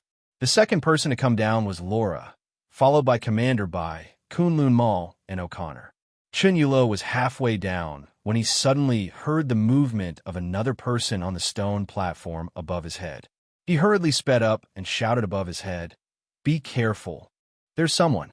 Partridge Whistle was protecting the rope with Indiana Jones. When he heard Chun Yulo's warning, he saw a white shadow flashing by from the corner of his eyes. The two box cannons fired behind him. Partridge Whistle's marksmanship was superb. Even though he fired in a hurry, he did not lose his aim. The bullets hit the chest of the white shadow, making muffled sounds as if they had hit rubber or rotten wood. However, The white shadow did not seem to be injured.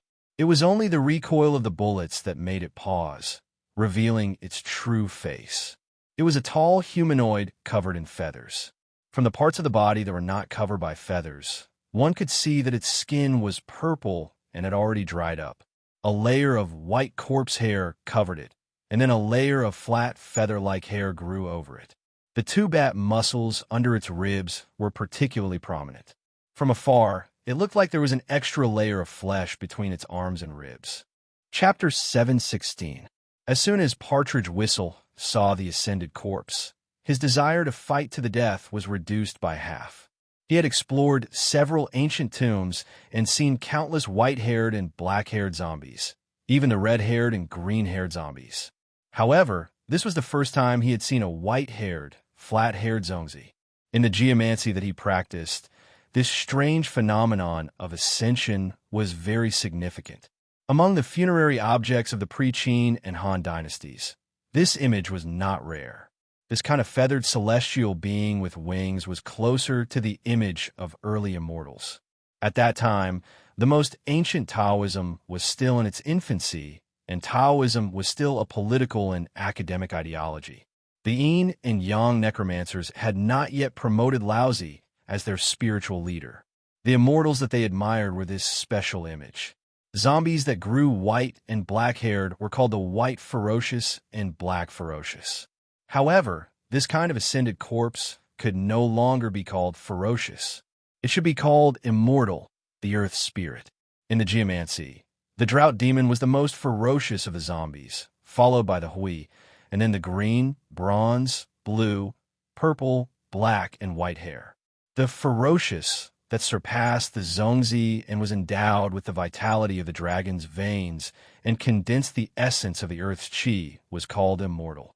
Partridge Whistle saw the earth spirit standing in front of him. He knew something was wrong. Although the geomancy said that the earth spirit surpassed the ferocious of the zombies and was the auspicious place to absorb the essence of the earth's qi, the words of the ancients might not be true. This earth spirit was too similar to the image of early immortals, which was why it was worshipped as a divine object. The necromancers did not care whether the divine object ate humans or not. In ancient times, there was no distinction between ferocious and righteous gods. At that time, there were many divine objects that ate humans. Partridge Whistle immediately picked up the climbing rope on the ground and wrapped it with his right arm. Indiana Jones was also an experienced explorer. Although he did not know about the strange existence of zombies, Indiana, who had fought with the army of the undead in England, knew the weakness of these undead creatures. Indiana reflexively took out his gun. Halfway through, he realized that the ascended corpse was already pouncing on him. In a hurry, he raised the climbing pick in his hand and swung it. Just as the climbing pick was about to hit the levitating earth spirit's face, it suddenly raised its hand and firmly grabbed the climbing pick. Its claws, which could only cover an adult's head, grabbed the handle of the climbing pick like 5 small daggers, leaving 5 deep marks on the hard walnut wood handle. Obviously, the claws were sharp enough to split gold and stone. Indiana sucked in a breath of cold air. He had no doubt that as long as the strange corpse lightly scratched his abdomen, it would be able to cut open his stomach. The levitating earth spirit had a strange, ancient face. With a glance from Partridge Whistle, he only felt that its facial features were very three-dimensional, with deep eye sockets and a high-nose bridge. It was very different from the people of the era, but it was somewhat similar to the foreign devils. However, this earth spirit's face was purple, and it was difficult to tell how it looked when it was alive. Its movements were extremely agile. With a struggle of its arms, it pounced on them. Although the others were worried, they could only shout at the bottom of the cliff. They could only watch as the two fell into a dead end. In front of them was the earth spirit, and behind them was the cliff. They had no choice but to stick close to the cliff, unable to react. Indiana Jones was planning to lure the earth spirit to pounce on him, and with the advantage of his agility, he would throw it down the cliff. However, Partridge Whistle could see that the earth spirit's skin was so tough that even bullets could not penetrate it. A mere 5-meter cliff would not be able to kill it. However, it was too late to say anything. The earth spirit moved like the wind. As soon as it moved, a white shadow pounced on them as fast as lightning. Several dagger-like nails tore through the air, making a ghost-like whistling sound. The claws were aimed at the two's vital parts. If it were not for the fact that both Indiana Jones and Partridge Whistle were not ordinary people and dodged the claws by a hair's breadth, even Iron Man would have been torn to pieces. Partridge Whistle watched as the earth spirit's claws pierced through his body and slid past him, leaving 3 deep claw marks on the hard rock underground. He was horrified. However, at this critical moment, the two had no time to think too much. There was no room to maneuver on the edge of the cliff. When Partridge Whistle saw the pair of green pupils under the protection of the earth spirit's sunken eye sockets, he suddenly had an idea. He subconsciously raised the strong flashlight in his hand and shone it at the earth spirit's pupils. The earth spirit was stimulated by the strong light. Sure enough, Partridge Whistle's guess was right. This kind of evil thing could not stand the stimulation of strong light. It immediately went berserk. Its long arm brushed past Partridge Whistle's body and hit the ground. Suddenly, rocks exploded. The rocky platform at the edge of the cliff could not withstand the unparalleled force of the earth spirit. A piece the size of a small car's head collapsed, causing a scream at the bottom of the cliff. Feeling the soft rock under his feet, Partridge Whistle hurriedly shrank his body and hid behind the earth spirit's body like an agile ape. Indiana took the opportunity to strike the whip tied to his waist. The 5-meter-long whip curled around the ankle of the levitating earth spirit. Partridge Whistle's body leaped up and used the move of the sparrow hawk soaring to the sky. He put his 2 feet together and kicked hard at the back of the earth spirit's neck. Indiana then pulled the whip back with force. Both of them used all their strength together, but the earth spirit's body only shook a little. When the earth spirit came back to its senses, its reaction was surprisingly fast. With a sweep of its arms, Partridge Whistle felt a burning pain on his face. Pulling the whip on his feet again, Indiana Jones felt an infinite force coming toward him. His body involuntarily flew toward the earth spirit. Just as he was about to fall into the 2 iron claws of the earth spirit and be torn into 2 pieces, a gray figure jumped out from the side and intercepted him in midair. It was Partridge Whistle who hurriedly came to help. After being intercepted by Partridge Whistle, Indiana conveniently let go of the whip in his hand, and the 2 of them fell down the cliff. When Indiana Jones saw the 2 of them falling down the cliff, he hurriedly used the other pickaxe in his hand to stab the cliff wall. Even though both of his hands were shaking, he held on tightly to the pickaxe and fell from a height of 5 meters in an instant. Just as the 2 of them were about to hit the ground, Partridge Whistle immediately tightened the rope on his right arm. Although the huge impact was cushioned by the pickaxe, it still severely injured Partridge Whistle's right arm. His face turned pale, and he let out a muffled groan. Then, he endured the pain of dislocation and let go of the rope in his right hand. He landed lightly on the ground and shouted to Chun Yulo, who came up to support him, "Go! Run!"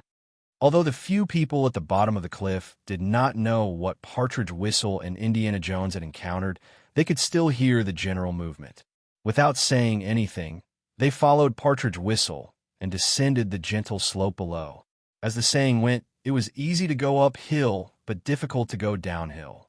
Although the drop below was not considered a cliff, it was still a place with rugged rocks and difficult roads. Compared to going uphill slowly, going downhill was much more careful. One wrong step would cause them to lose their footing and fall, and they would end up smashed into pieces on the rocks. However, how could they dare to slow down? There was still an evil creature chasing them from above. Fortunately, they were the main characters, and they had great luck with them. They descended from a height of 40 to 50 meters in an instant. Seeing that the relatively gentle rocky beach was right in front of them, Chun Yulo heard a strong gust of wind behind him. He quickly lowered his head and lay on the ground. There was a whistling sound, and a rock as big as a head exploded into pieces 2 meters in front of him. Ignoring the sharp pain from the gravel hitting his face, Chun Yulo ran with all his might. The moment his feet touched the rocky beach, Chun Yulo turned his head slightly and saw a white shadow on the rocky ground dozens of meters high behind him. It let out a strange cry that sounded like a ghost's cry when a mountain wind blew over the sharp rocks. The few of them maintained the distance between them and sprinted madly on the undulating rocks. After running for some distance, the ghostly cries rang out again, echoing in the cave in the belly of the mountain. This special structure amplified the ear-piercing sound, making people upset. The echoes came from all directions, almost making people lose their sense of direction. Only Chun Yulo could still distinguish the position of the levitating earth spirit in this situation. He was anxious and thought that it was not good. With the echoes in the belly of the mountain, it was easy for people to mishear the direction of the evil creature. If someone ran in the wrong direction in a hurry, they would walk right into the trap. Moreover, judging from the sound, the earth spirit was already very close. If they kept running like this, they would be caught sooner or later. He immediately shouted, "Who will come with me to distract the monster?" "Young master, let me do it. You go first." Kunlun Mal was the first to respond.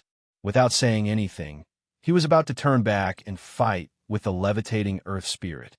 Chun Yulo was anxious. Distracting the monster was not to fight with his life. He wanted to let those foreigners be the scapegoat, but he had no intention of sacrificing his own people.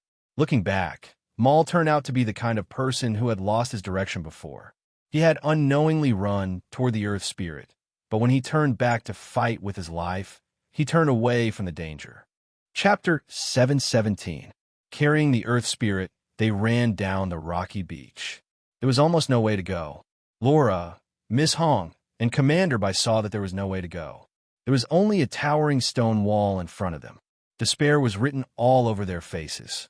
At this moment, Chun Yulo shouted, "The sound of water is getting louder. There must be an underground river nearby. We'll be safe once we reach the river." They listened carefully.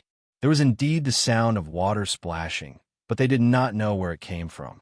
Partridge Whistle raised his guns and shouted, "Dao Kuei, Chun, you have the ability to see the color of the grass and the mud and listen to the sound of the underground river. Our hope of getting out of here is all on you. Bring them to the underground river quickly. I'll bring up the rear for you." At this time, Mal had already come back to his senses. He stopped there with Partridge Whistle. He turned around and said to Chun Yulo, "Young master, let's go." Indiana Jones looked at the precipice behind him and smiled bitterly. He knew that there was no way out, so he said to Chun Yulo, "Give me a gun." Although Chun Yulo did not understand English, he could tell from Indiana Jones' expression and movement. He took a long gun from his body and threw it to Indiana Jones from afar. He made a prompt decision and shouted to Miss Hong, Laura, and Commander Bai, "We have to find a way out first before we can come back to save them. Otherwise, we'll all die." Then he ran towards the precipice. O'Connor quietly followed him. Mal, Partridge Whistle, and Indiana stood in a triangle, facing the levitating earth spirit that was about 10 meters away. The earth spirit had already followed them like a shadow. Partridge Whistle shouted and shot at the earth spirit's head with both guns. The earth spirit just shook its head, and the bullets only hit its hard skull, not even leaving a dent. Mal roared and used his divine strength. He picked up the pickaxe in his hand and smashed it at the earth spirit.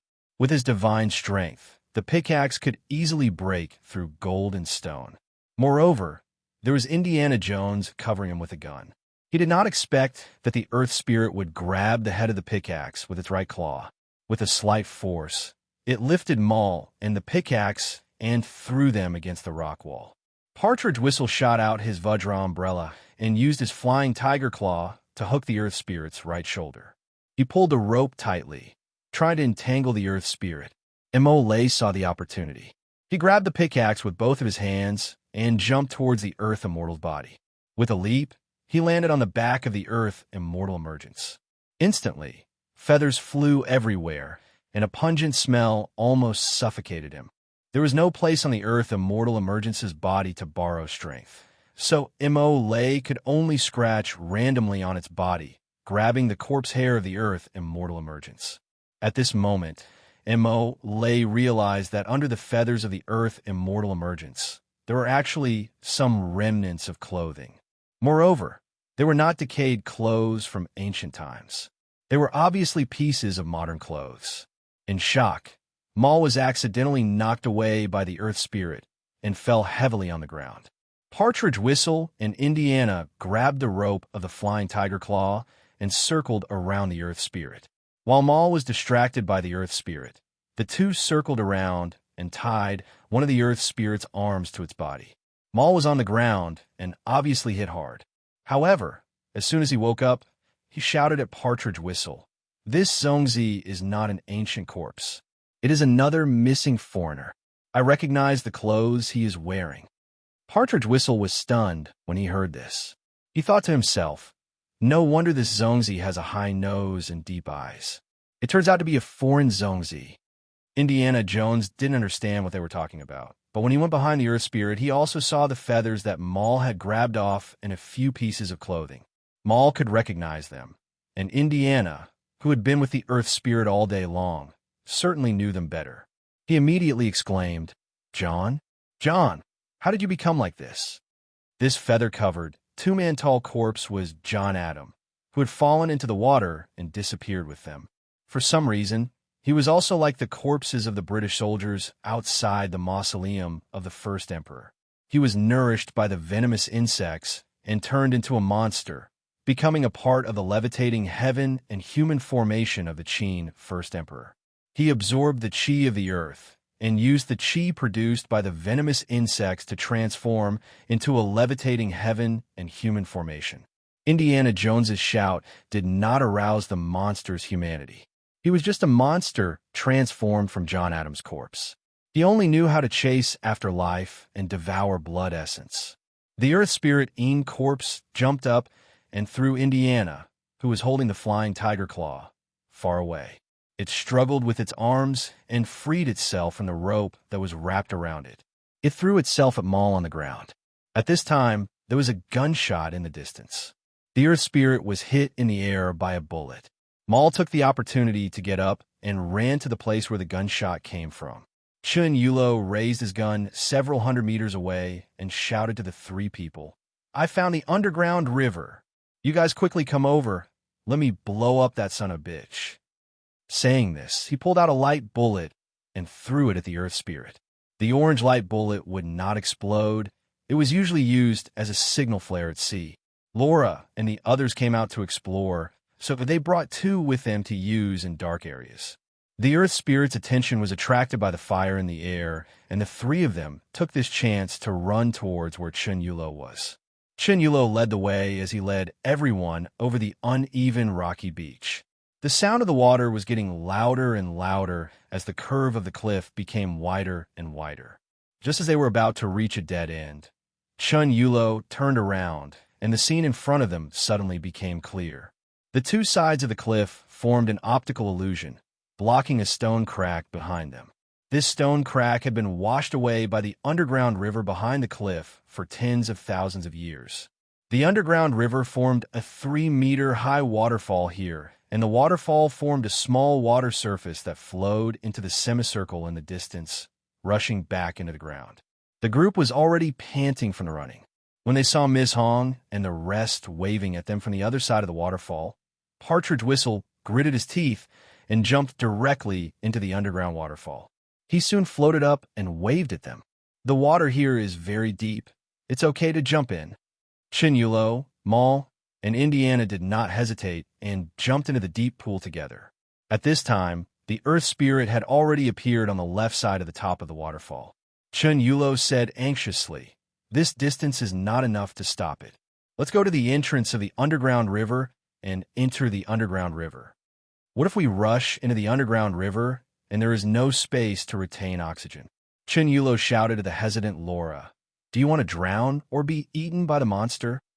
Laura immediately jumped into the river and swam towards the dark entrance of the underground river with the others. The turbulent current rushed them into the entrance of the waterway. The terrain here was like a huge funnel. The funnel was placed diagonally in the angle formed by two cliffs. The waterfall from the cliff on the left converged into the entrance of the underground river at the mouth of the funnel. From here, the entire river plunged into the ground. Chapter 7:18. When the miner's lamp above his head was pulled into the water, it only lasted for a few breaths before it flickered twice and went out. Chun Yulo felt that his whole body was involuntarily being pushed forward by the current. His pair of night eyes could hardly open in the turbulent current. He could only randomly grab the hand of the person next to him to avoid being swept away by the current. After passing through a section of turbulent waterway, the current finally calmed down and entered a relatively flat section of the river. Chun Yulo poked his head out of the water and took deep breaths. Only then did he realize that there was something wrong with the hand that he grabbed. There was a layer of slippery and sticky mucus on the skin of the hand, like that of a catfish. It was somewhat slippery and did not look like human skin at all. Chun Yulo looked over with his pair of night eyes. The thing that he grabbed was still submerged in the water. Through the current, he could only see a white shadow that looked like a human twisting its waist like a fish. The hand that grabbed it was cold to the touch. It did not have the temperature of a human body at all. Instead, it was like a corpse. Chun Yulo became calmer in this situation. He still used his right hand to hold the person's hand tightly, but his left hand reached into his pocket and took out a self-defense pistol. Like lightning, he pointed the box gun at the person's face and was about to pull the trigger. But after he pulled the trigger, the gun in his hand was like a piece of dead iron, without any reaction. Damn it, it's dead. Chun Yulo knew that the gunpowder in the bullet had been soaked in water and died. He cursed in his heart. This gun was an original German gun, unlike those Shaanxi military factories' imitation. He had also maintained it often, so it was better than a new gun. The bullets were also imported from abroad. Usually, the gun would be fine on rainy days, but he did not expect it to stop firing after soaking in water twice. Chun Yulo had no choice but to turn the gun around and use the iron box gun at the back of the gun as a weapon to hit the white shadow's face. He had practiced martial arts since he was a child, and now that he was in a hurry, he used even more force. He felt that he had hit a soft lump of flesh, and then he heard a wah sound coming from the water, like a baby crying. Chun Yulo's smash caused the person to feel pain, and he immediately went crazy. Chun Yulo felt like he was grabbing a flood dragon, pulling his body down. He took a deep breath and plunged into the water. Only when he was underwater did he see what he was grabbing. It was a salamander that looked like a giant salamander. It had the body of a fish and the tail of a snake. What he was grabbing was its right forelimb. It was like a frog with 4 fingers without webbing. Its skin was like a human's, but it was wrinkled like a newborn baby's. It looked a little ugly. Its head was flat like a frog's, but it had teeth that looked like hard bones in its mouth. It was very fierce in the water. Chun Yulo took out the dagger in his pocket and held on to its right forelimb with all his might. He clumsily but firmly stabbed at its head. He felt like he had stabbed into a soft and slippery rubber mat. He used all his strength, but he could only make a small cut. To this monster that was as tall as a human, the damage was no different from a mosquito bite. However, the monster became more and more frenzied as it saw blood. It opened its mouth and bit at Chun Yulo. It was extremely agile in the water, and it was about to pounce on him. The pounce was fierce and ruthless, like a tiger in the water hunting its prey. Chun Yulo was no match for its monstrous strength, and was about to be pounced on and swallowed whole. Its mouth was like a frog's, and it could swallow something as big as itself. Even if he didn't die from its bite, Chun Yulo's breath was already at its limit. If he continued to tangle with it, even if he didn't get swallowed alive, he would drown. With his life on the line, Chun Yulo used his feet to block its body and kicked back with all his might. However, the monster only tightened its grip, and its monstrous strength almost strangled him to death.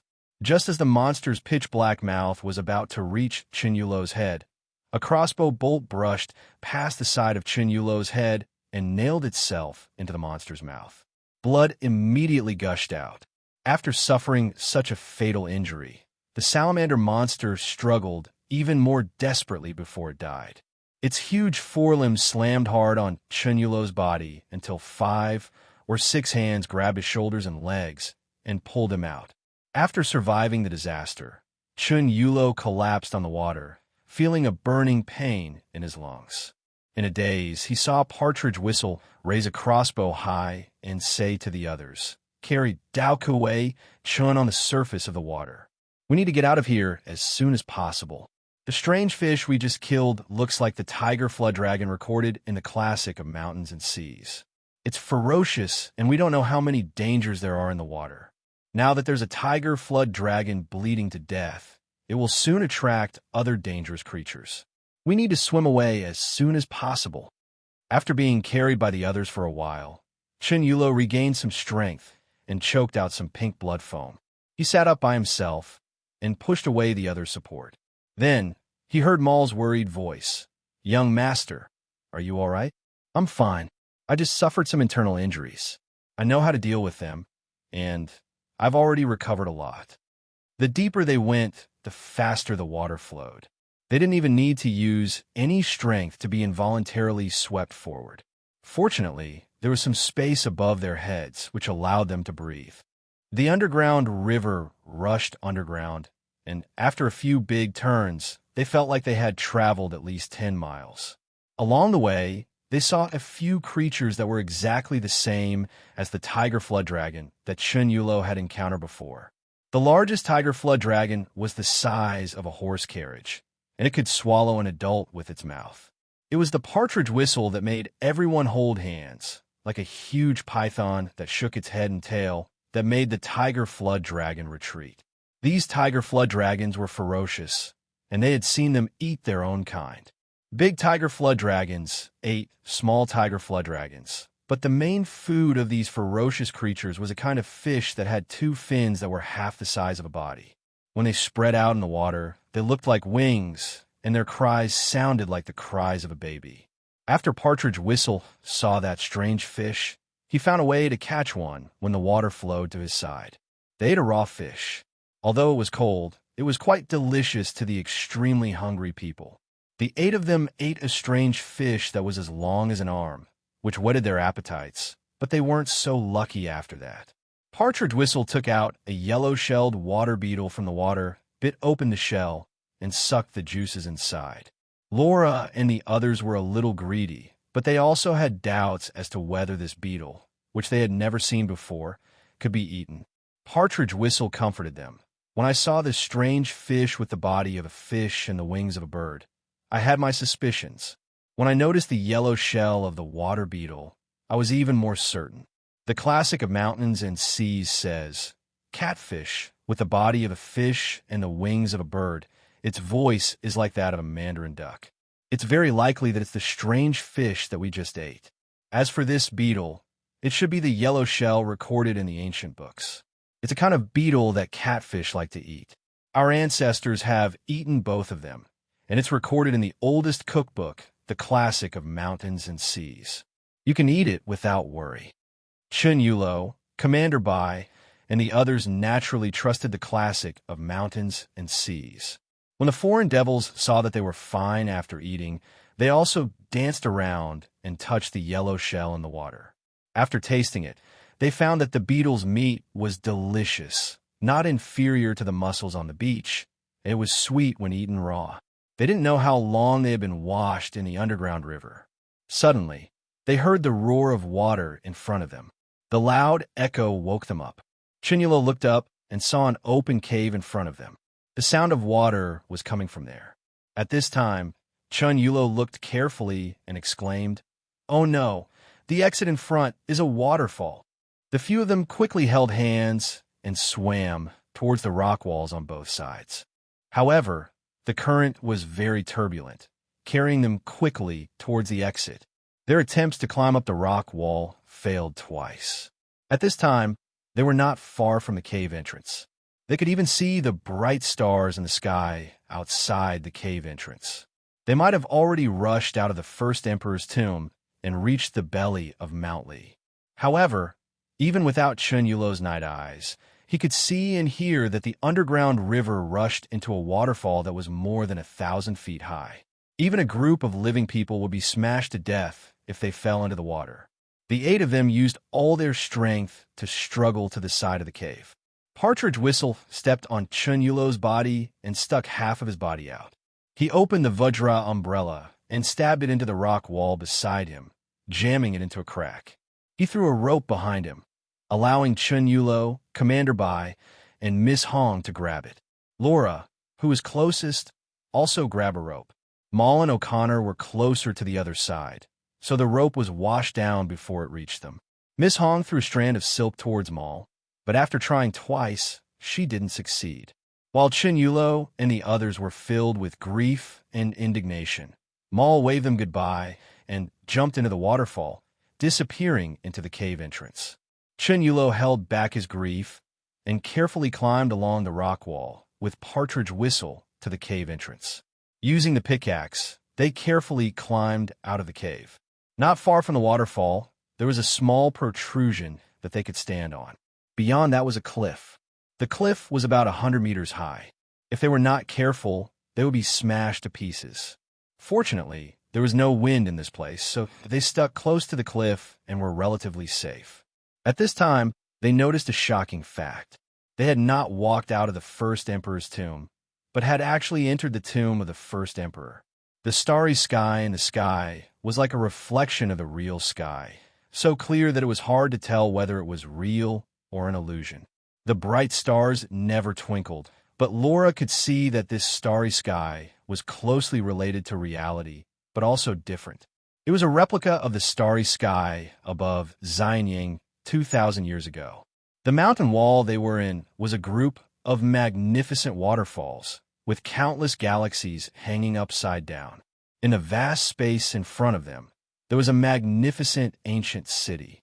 The walls of the city, the luxurious buildings, the crisscross streets, and the atmosphere of Xianying ancient city seemed to have transcended 2,000 years and appeared in front of us. Every brick and tile, as well as the atmosphere of its soul, displayed Great Qin's tenacity, vastness, and grandeur. The majestic Xianying ancient city, the mountains surrounding the massive city, and the heavenly palace that seemed to be floating in the starry sky above our heads. Between the mountains, there were 4 huge waterfalls. The galaxies hanging down from the waterfalls stirred up endless mist in the air. I wasn't sure if it was an illusion or a strange phenomenon of the dragon veins. In the absence of sunlight, the mist emitted 7-colored light, piercing through the stars and surrounding the heavenly palace. In the middle of the palace, there was a platform, a divine wall, a steel pavilion, a corner tower, a sacrificial hall, and a spiritual platform. The golden bricks and jade tiles were crystal clear, with carved beams and painted pillars. Chun Yulo was speechless, and Laura could only open her mouth, like a fish out of water. "This is the first emperor's mausoleum," Commander Bai said in a trembling voice. "This is the dragon pavilion, the heavenly palace, and the jade pavilion. Even the 5 cities and 12 buildings in the Poetry Immortals fantasy, and the white jade capital in the sky can't compare to this." Partridge Whistle couldn't move his eyes away. He suddenly had unprecedented confidence. "If we can't find a treasure that can cure our clan's curse in this place, then there's no such thing in this world." Everyone in the Grave Robbers League lost the ability to speak in front of this miraculous heavenly palace. They could only express the shock in their hearts. They were dumbfounded, and they even forgot that they had just lost their teammates. In the city of Xianying, countless terracotta soldiers gathered in a square formation. There were chariots, cavalrymen, and the invincible archers of the Daqin. They were densely distributed on the wide streets of Xianying City, in front of the square of the Xianying Royal Palace and outside the city walls. They formed countless formations, and there were hundreds of thousands of them. Near the heavenly palace in the sky, there were also terracotta soldiers floating in the air.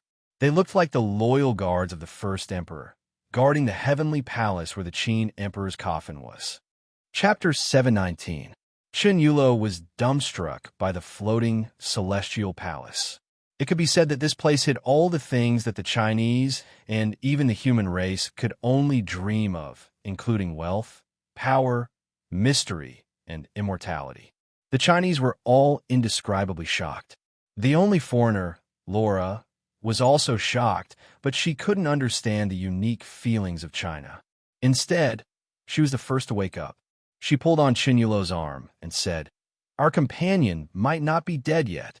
Chinyulo came back to his senses and asked in surprise, "What did you say?"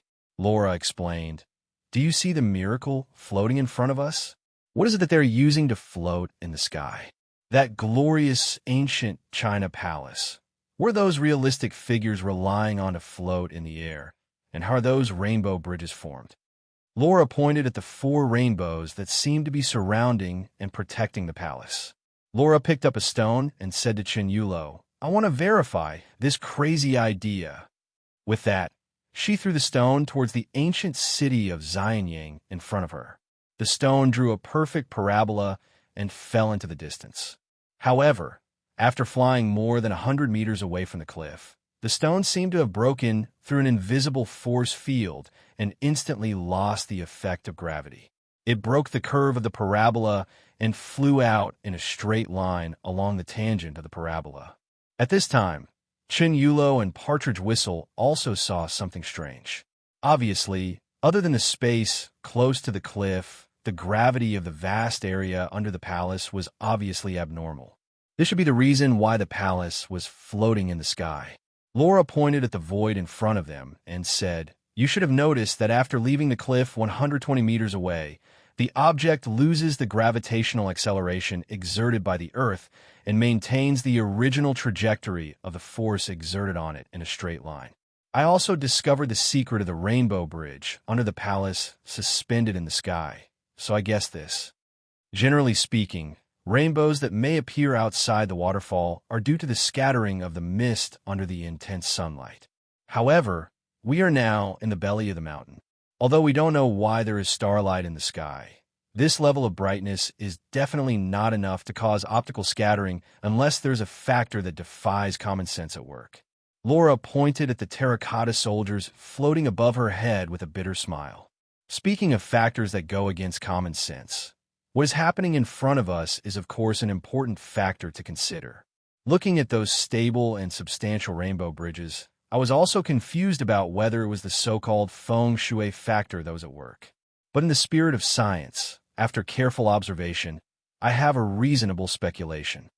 Laura gestured and said, "If this place is shrouded by a huge anti-gravity field, and the rainbow bridge under the palace is because of the splashing water mist of the waterfall after entering the anti-gravity area, it rises up with the remaining force.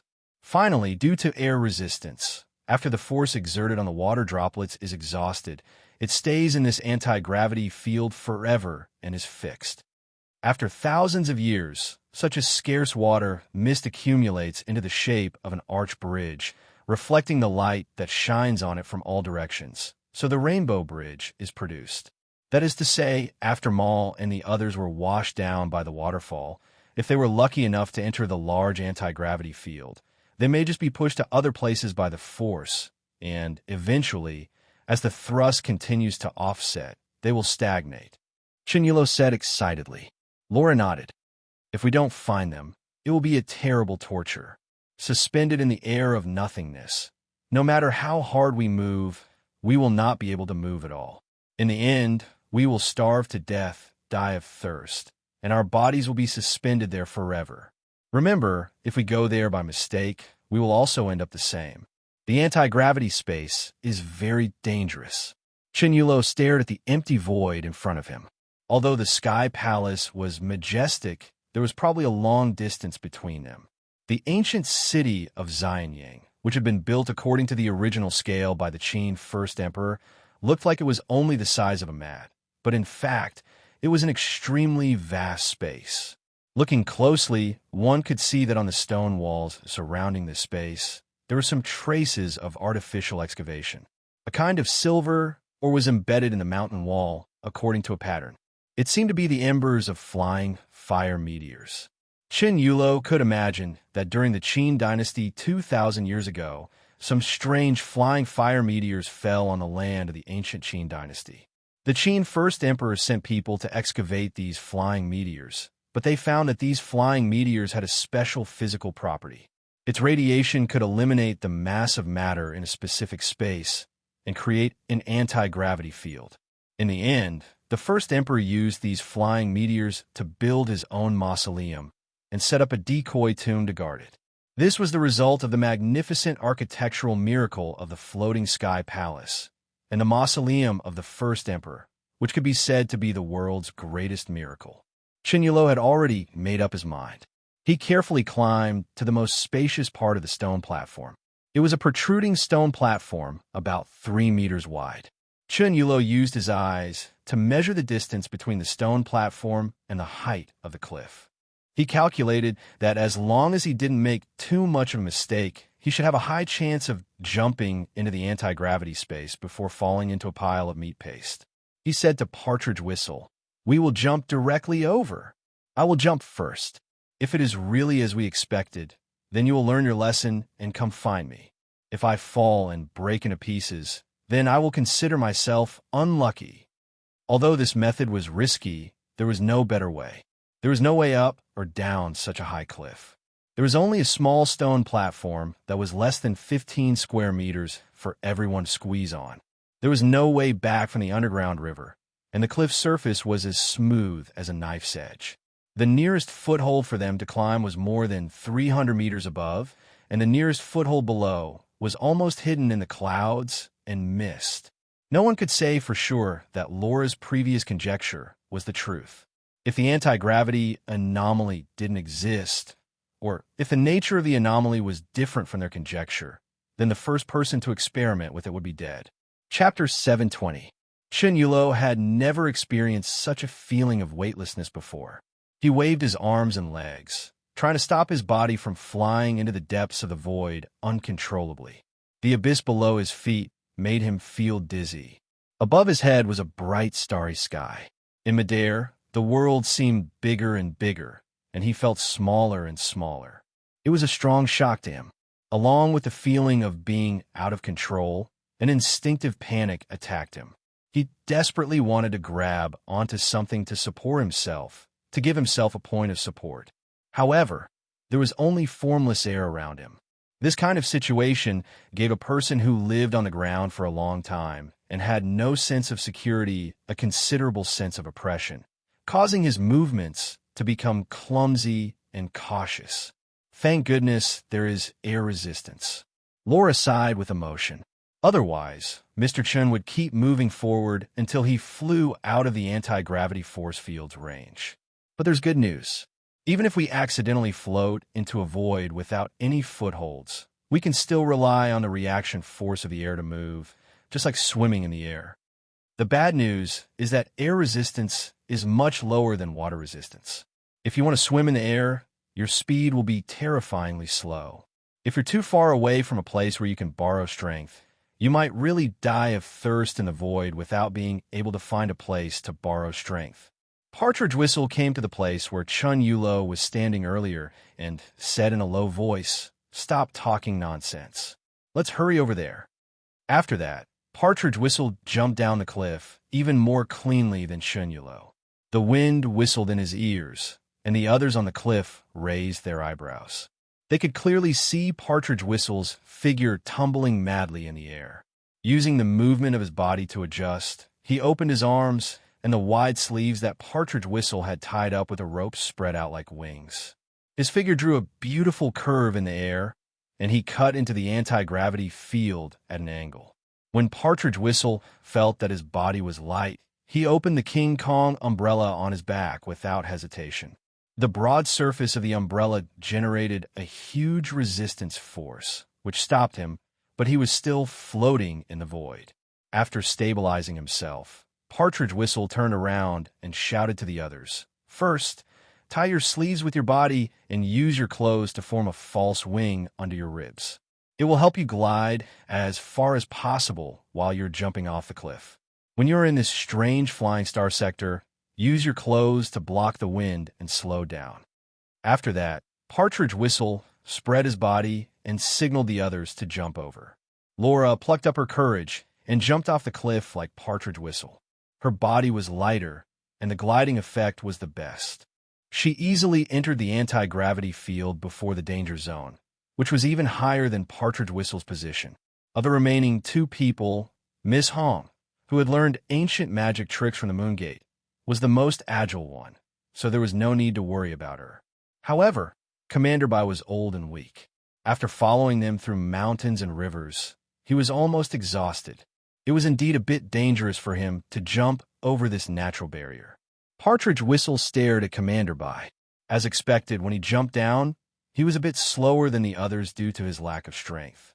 If he could not glide for 100 meters within 300 meters, he would be in danger when he left the anti-gravity field that they had confirmed. This was because no one could be sure if there was an anti-gravity field created by the Flying Star Bazaar stone at a low altitude, close to the ground.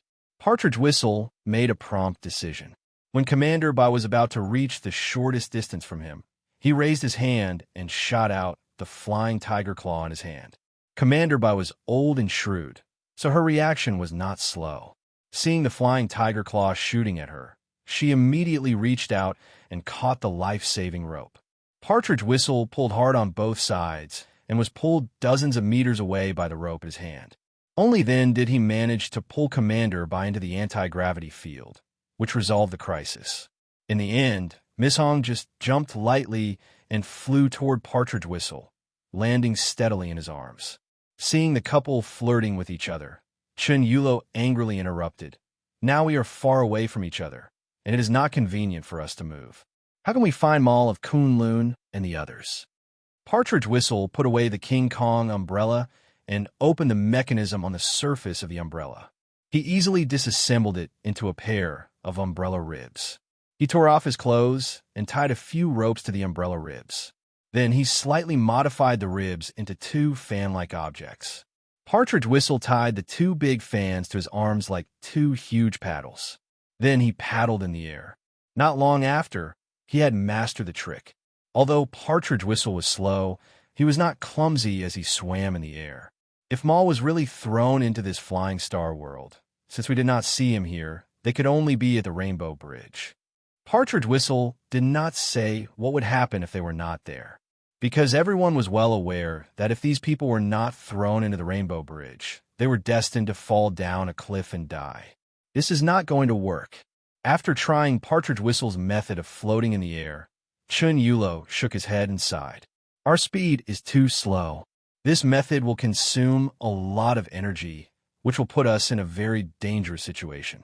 We have to find another way. What way? Asked Miss Hong confusedly. There is no support in the void within a radius of 3,000 square meters.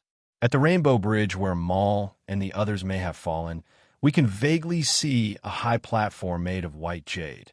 There is a strange light shining on it, which is why the condensed mist nearby is reflecting the colorful brilliance. There is no support in the void. If we want to reach there, we can only move quickly in the Flying Star world by borrowing each other's strength. Laura was frightened. You mean we push each other away? Chun Yulo nodded. With Partridge Whistle's flying tiger claws, we can gather together and push half of us to the white jade platform of the Rainbow Bridge. Then what about the people who push them away? Laura was shocked. Are we going to let them die? If we rescue the other 3, we will lose 2 people. This is a very stupid method. No one will be sacrificed, Chun Yulo explained. Do you see the floating palace up there? Its position is exactly opposite to our goal, the Rainbow Bridge. As long as we adjust our current position and use a little bit of skill, we can completely guarantee that the other person will fly to the palace. Then, one of us will go to save people, and the other will explore this great miracle. When we reach the white jade platform and find the missing people, you can completely meet up with us in the floating palace. Laura pondered for a moment and said, It seems that you have decided to explore the great miracle above our head. And among the missing people, 2 of them are my companions. So, I have to go find them. I presume that you have already made your decision on who will go find the missing people and who will go explore. Laura's tone was faintly dissatisfied. She knew that Chun Yulo had his own selfish motives. He wanted to reach the miraculous palace before them, but she had to admit that Chun Yulo's plan was the most reasonable and efficient. Chapter 721. Partridge Whistle held Miss Hong's hand, and the two of them faced each other. Their clothes fluttered in the air, and they looked like immortals. The world around them kept spinning around them. The two of them were like the center of this upside-down world, and they could only see each other at this moment. In the absence of gravity, their red clothes could fully unfold, and they fluttered with the flow of the air. Zhigu Xiao stared deeply at the beauty in front of him and felt that this moment was like a dream. Under the glorious heavenly palace, they hovered in the air like two divine birds flying together, circling the heavens and the earth, flying like fairies. Who could have such an experience? Be careful, Miss Hong reminded him in a low voice. If we are lucky enough to solve the 1,000-year curse of our tribe, I will ask Brother Yulo to be our matchmaker. Partridge Whistle pulled out the two guns that made him famous from his waist and placed one of them in her palm. He said in a low voice, "Don't trust those foreigners easily. I will leave this gun for you to protect yourself. If anything happens, fire as a warning. No matter where I am, I will come to you." After that, Partridge Whistle used his arms to push Miss Hong toward the rainbow bridge that was rotating behind her.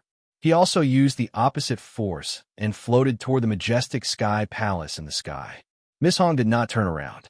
She maintained her open arms, and the red dress on her body was bright and elegant. The eyes that looked at Partridge Whistle were like a deep blue pool. Partridge Whistle felt himself floating upward, and the feeling of weightlessness was very subtle. He watched as the beauty in front of him became smaller and smaller, until she shrank into a red shadow the size of a grain of rice and disappeared into the depths of the rainbow light on the white jade platform.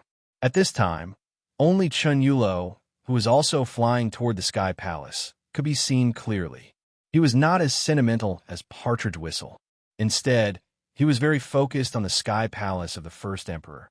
The two of them had no doubt that the coffin of the first emperor would be here.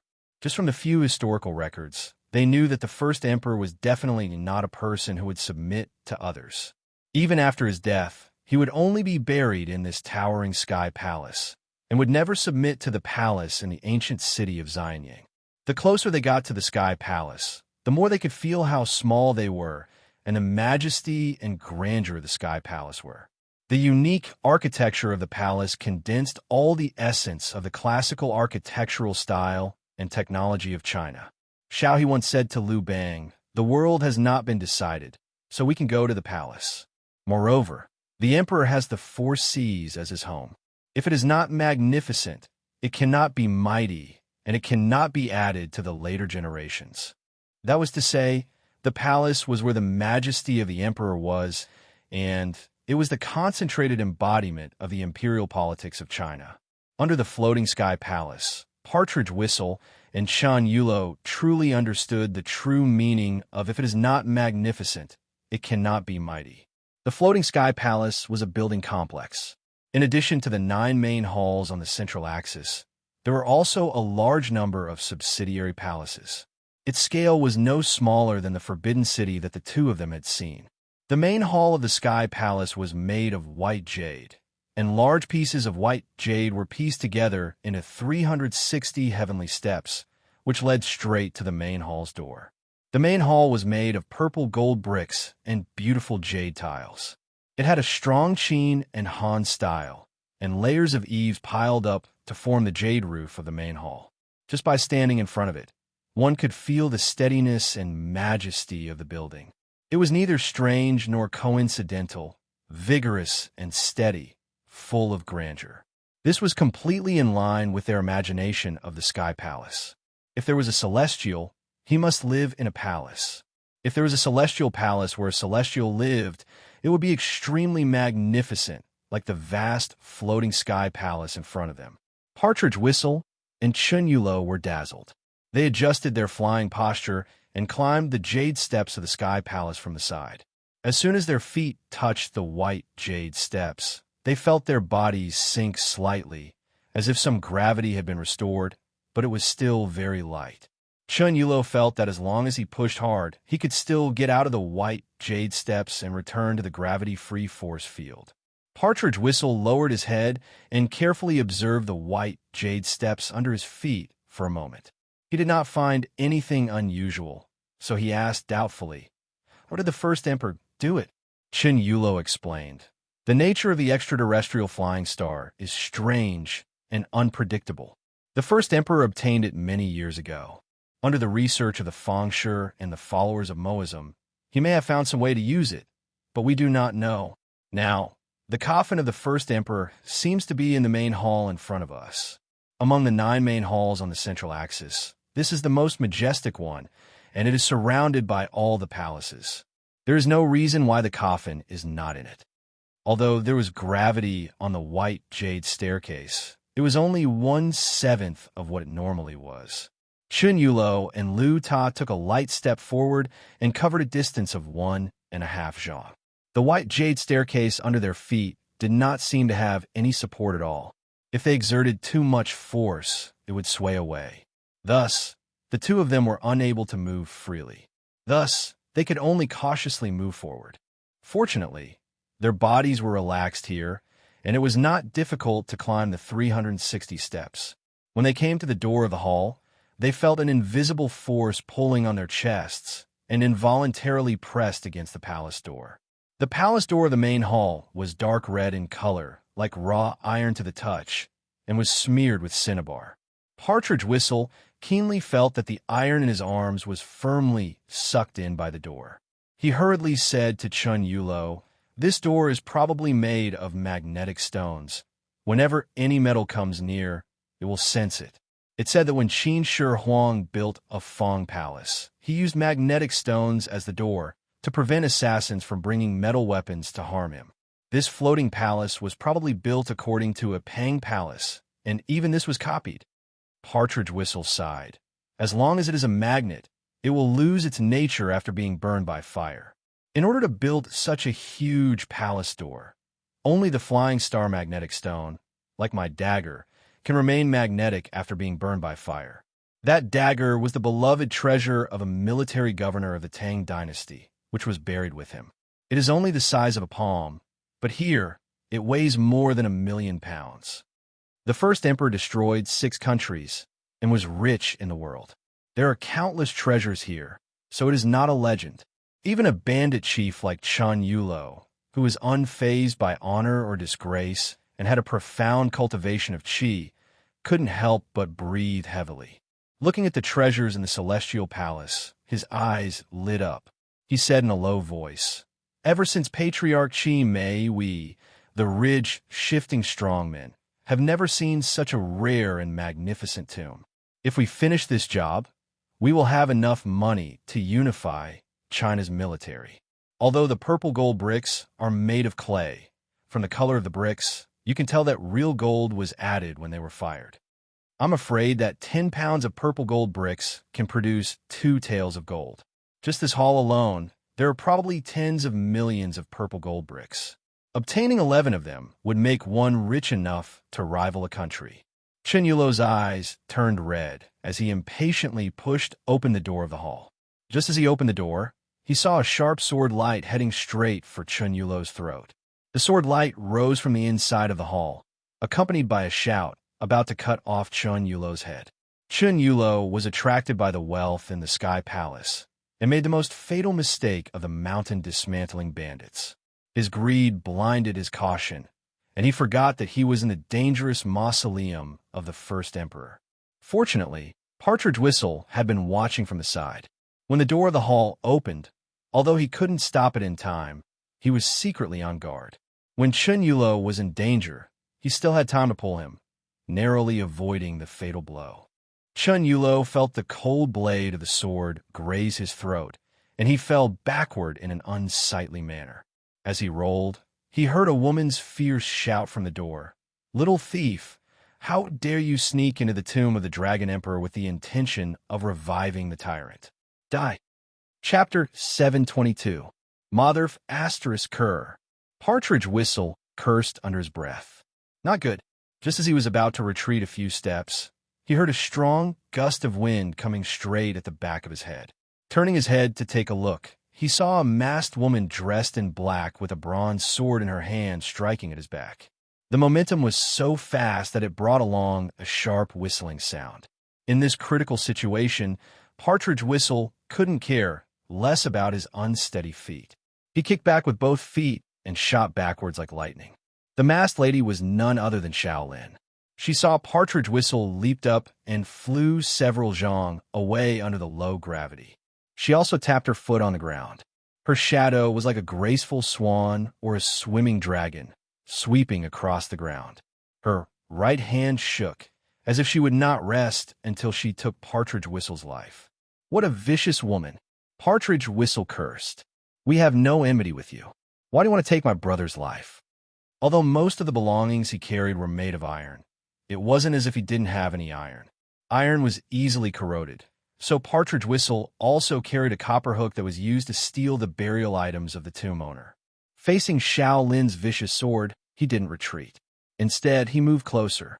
With a flick of his foot, a white cloth shoe that hadn't been washed for dozens of days flew towards Shaolin's face. Shaolin shouted, "Shameless!" She saw the stain on the sole of the shoe and immediately used the bronze sword in her hand to knock it down. In this moment of delay, Partridge Whistle rushed forward with the copper hook in his hand, aiming for Shaolin's slender neck. He was going to rip her throat out. At this time, Chun Yulo, who was at the side, pulled out his hand. Seeing that Partridge Whistle had the upper hand, he didn't immediately go to support him. Instead, he turned back to pull out the gun that was stuck to the magnetic door. Unexpectedly, when he moved his hand, he discovered that the magnetic door was far stronger than he had expected. Not to mention pulling the gun out, he could barely move it. In order to resurrect the Dragon Emperor, how many more people do you want to kill? Shaolin said angrily. Even if I die here, I won't let you have your way. When Partridge Whistle heard what she said, he felt depressed and angry at the same time. Anyone who was accused of reviving the first emperor for no reason, and then was killed without even giving him a chance to defend himself, would be as depressed as he was. Are you crazy? My brother and I only came here by accident to escape. Instead, it's you who ambushed in the dark and shouted about killing without asking for the reason. Chun Yulo shouted fiercely from the side. Don't think that I don't know about your shady business. The huge pit that leads to the underground palace was created by you. Shaolin sneered. You are not as innocent as you claim to be. You have long since planned to excavate the Dragon King's tomb. The Dragon Emperor is a cruel man. If he and his army come to this world, they will bring disaster to the world. While they were talking, Shaolin and Partridge Whistle exchanged dozens of moves. Even though Shaolin's weapon had the upper hand, she had lived for thousands of years in vain. She claimed that she was preparing to stop Emperor Shi Huang's resurrection, but her moves were sloppy and ordinary. She did not look like someone who had painstakingly trained in martial arts for thousands of years. On the other hand, Partridge Whistle was able to come and go in the wind and rain. His skills were exquisite, and he managed to gain the upper hand. After suffering a loss, Shaolin knew that she could not take down the person in front of her. If she waited for his other companion to come and attack her, she would be in danger. She wanted to ease the tension between them. She took advantage of the gap between the two to withdraw her sword and retreat. She said in a low voice, "If you are not the tyrant's lackeys, do not go near this hall. This is the tyrant's burial place. 2,000 years ago, the tyrant was cursed and sealed. His remaining subordinates buried him in the underground palace of Mount Li that he had built before his death. He's built another fake tomb outside, trying to deceive everyone and deceive us who are guarding the seal. Whoever dares to take a step near this hall, I will fight him to the death." Shaolin shouted. Chun Yulo had already thought of a way to break off Partridge Whistle's gun. He raised it and sneered. "Good. I heard that before the first emperor died, he buried the elixir of immortality in the first emperor's tomb. Partridge Whistle's brother tribe has been cursed for hundreds of generations. Its antidote may be in this hall. We must get it. Since you have so much backbone, then please die." Shaolin had never thought that there would be such a development. He immediately changed the topic and said, "If you want to steal the Dragon Emperor's treasures, then all the more you can't let the Dragon Emperor revive. Otherwise, after he kills me, he will definitely not let off the thieves who trespassed into his mausoleum, which is only the two of you, not to mention the people who stole the immortal medicine that he had painstakingly sought." If you want to get those treasures, the only way is to kill him with me. At this time, Shaolin did not mention the fight to the death issue anymore. Instead, she gave a very constructive suggestion. Partridge Whistle and Chun Yulo then understood that this woman had also just arrived not too long ago. She had found this floating heavenly palace before them. As for the things inside, she did not know much more than the two of them. The three of them discussed for a while and decided to temporarily stop fighting. They would explore the heavenly palace together. They pushed open the door. Although there was no day in the underground palace, and there was always a pearl above their heads that simulated the orbit of the stars, the mermaid paste lamp that led to this place shone brightly. With the reflection of the golden bricks and jade tiles, the whole palace was not dark. As soon as they stepped over the red threshold of the door, they saw 2 rows of bronze statues on both sides of the door. The slender divine tigers in the style of the pre-Qin dynasty held their bronze heads high. Their dignified faces were vivid and lifelike. They stood on the stone platform on both sides. Below them, there were bronze statues of phoenixes, chilants, divine dragons, baija, zhous, elephants, and other strange beasts. This palace door was the middle door, and the bronze beasts were arranged on a small platform. There was a flight of stairs that led to the palace from the real building. The flight of stairs was divided into 2 sides, and in the middle was a smooth relief sculpture.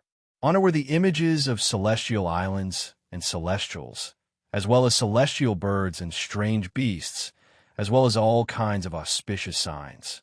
The 3 of them walked up the stairs, and when they were about to reach the end, the relief sculpture showed the scene of Emperor Shi Huang sitting high above the celestial palace, ruling over his subjects and embracing the world.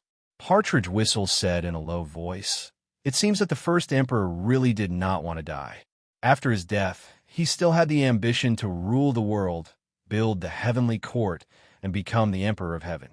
He had everything." Shaolin sneered and said disdainfully, "He is delusional. His evil ambition will never succeed." Chapter 723.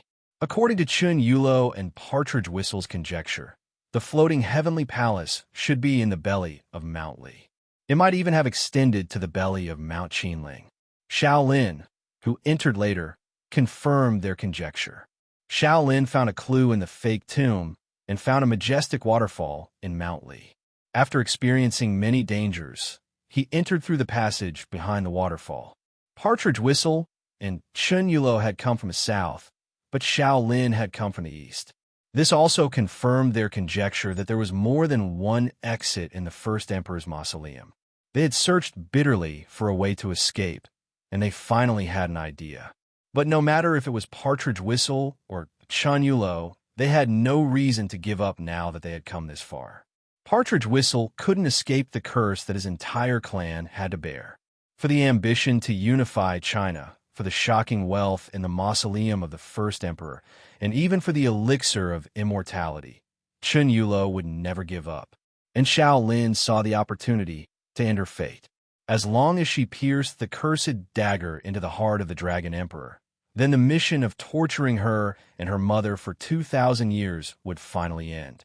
Partridge Whistle turned to Chun Yulo and Shaolin, saying, "We must leave a way out for the others. Even if we all die here, the remaining people should live. So, Shaolin, you must draw the way you came in and leave the map here. When the others come to find us, they'll pick up this map." Partridge Whistle looked at Shaolin with bright eyes. Shaolin had no doubt that if he dared to do anything to the map, this man would turn on him without hesitation. Chun Yulo also knew very well who Partridge Whistle was doing this for. Although he wanted those foreigners to die here, Chun Yulo also wanted Mao, Commander Bai, and Miss Hong, who were loyal to him, to escape safely. If he died here, they must bring information about this miraculous floating heavenly palace and the supreme treasures inside to his father, leaving behind hope for the shelling Hercules. "The way I came in might not be safer than the one you know." Shaolin took the book handed over by Partridge Whistle and began to draw the map he came in. At the same time, he said in a low voice, "Even if I had to go through it again, I don't have the confidence to come out unscathed. There's a man-eating tree there. I suspect that it may be the immortal tree of Kunlun that the Dragon Emperor dug out from Kunlun in order to live forever. That tree was already dead when it was dug out, but the Dragon Emperor resurrected it and turned it into a demonic tree. The Dragon Emperor raised many strange beasts and birds that only existed in the classic of mountains and seas era. There were Chongjiao, Zhe, Li, and Qiyan. These man-eating ferocious beasts and strange beasts were used to nourish the immortal tree. The elixir water that flowed under the immortal tree turned into blood water and flowed into the ancient city of Xianyang below us. This should also be a kind of immortal feng shui formation set up by the Qin first emperor. Chun Yulo said in horror, "Where we came from, there are in corpses passing qi to the yellow spring. There are celestials burning mermaids' ointment to renew their vitality.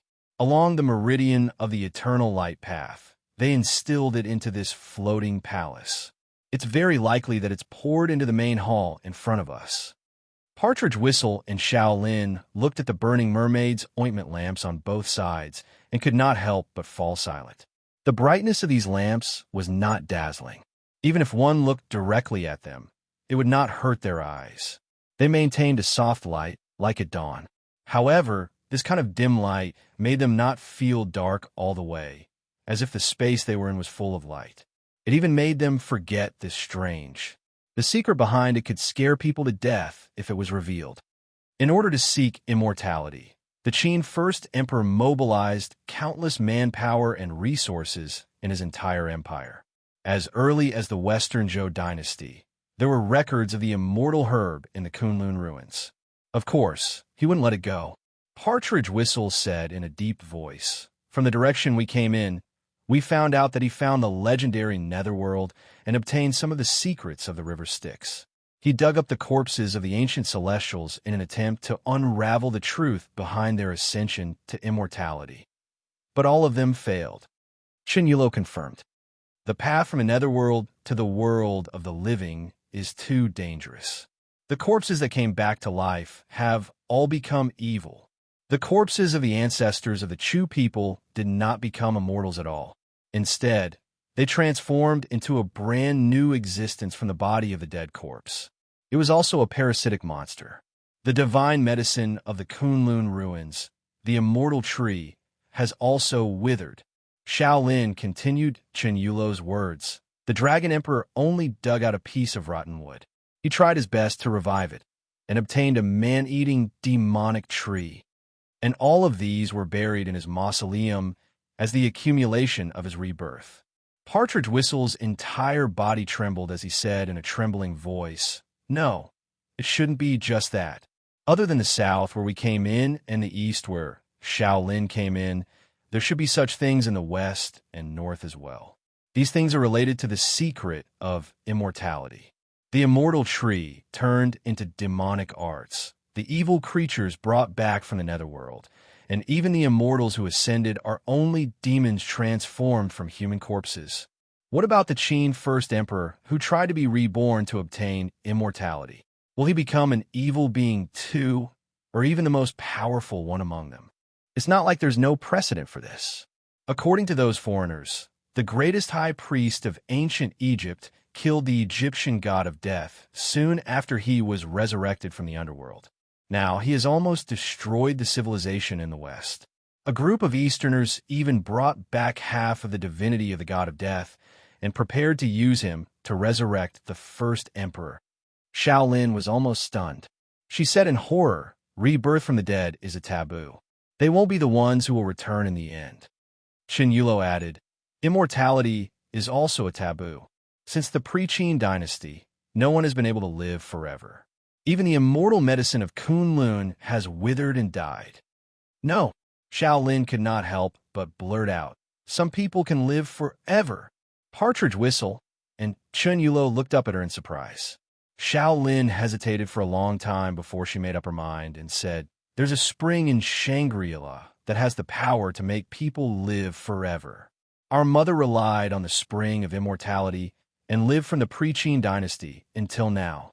Although I was born during the second reign of the Qin dynasty, I have lived for 2,000 years. Immortality is not a taboo. Shaolin briefly described the grudges between Zhuan, Guoming, and the Dragon Emperor for 2,000 years. She warned them that after the Dragon Emperor was resurrected, he would bring an unprecedented disaster to the world. Only she had the chance to kill the Dragon Emperor and stop it in its infancy. She asked them to help her complete this mission to save the world. Whether it's a taboo or not, we can now be sure that the Qin First Emperor is likely to be resurrected, and his arrangements before he died were not just for resurrection. I don't believe that the talented and bold First Emperor would put himself in a cursed situation just for a woman. Even if your mother, Ziyuan Fairy, is as beautiful as Shi Gu Fairy, it is impossible.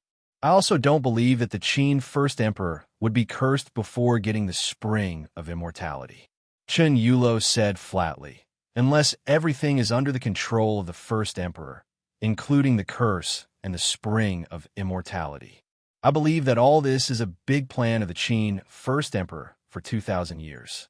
Everything is for the sake of becoming an immortal.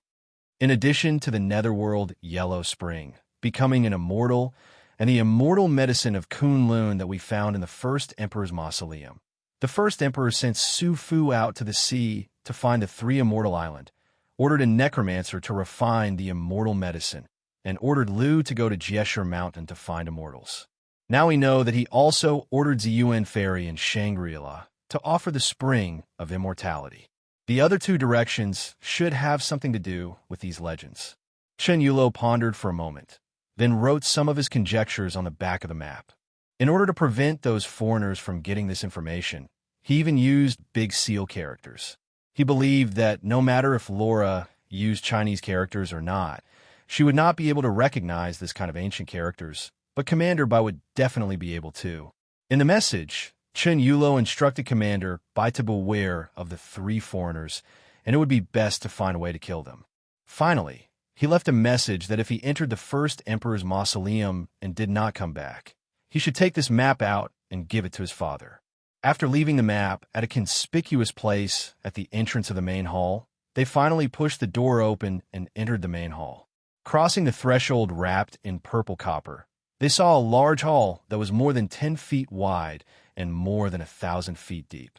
There were dozens of huge pillars in the hall that needed two people to wrap their arms around.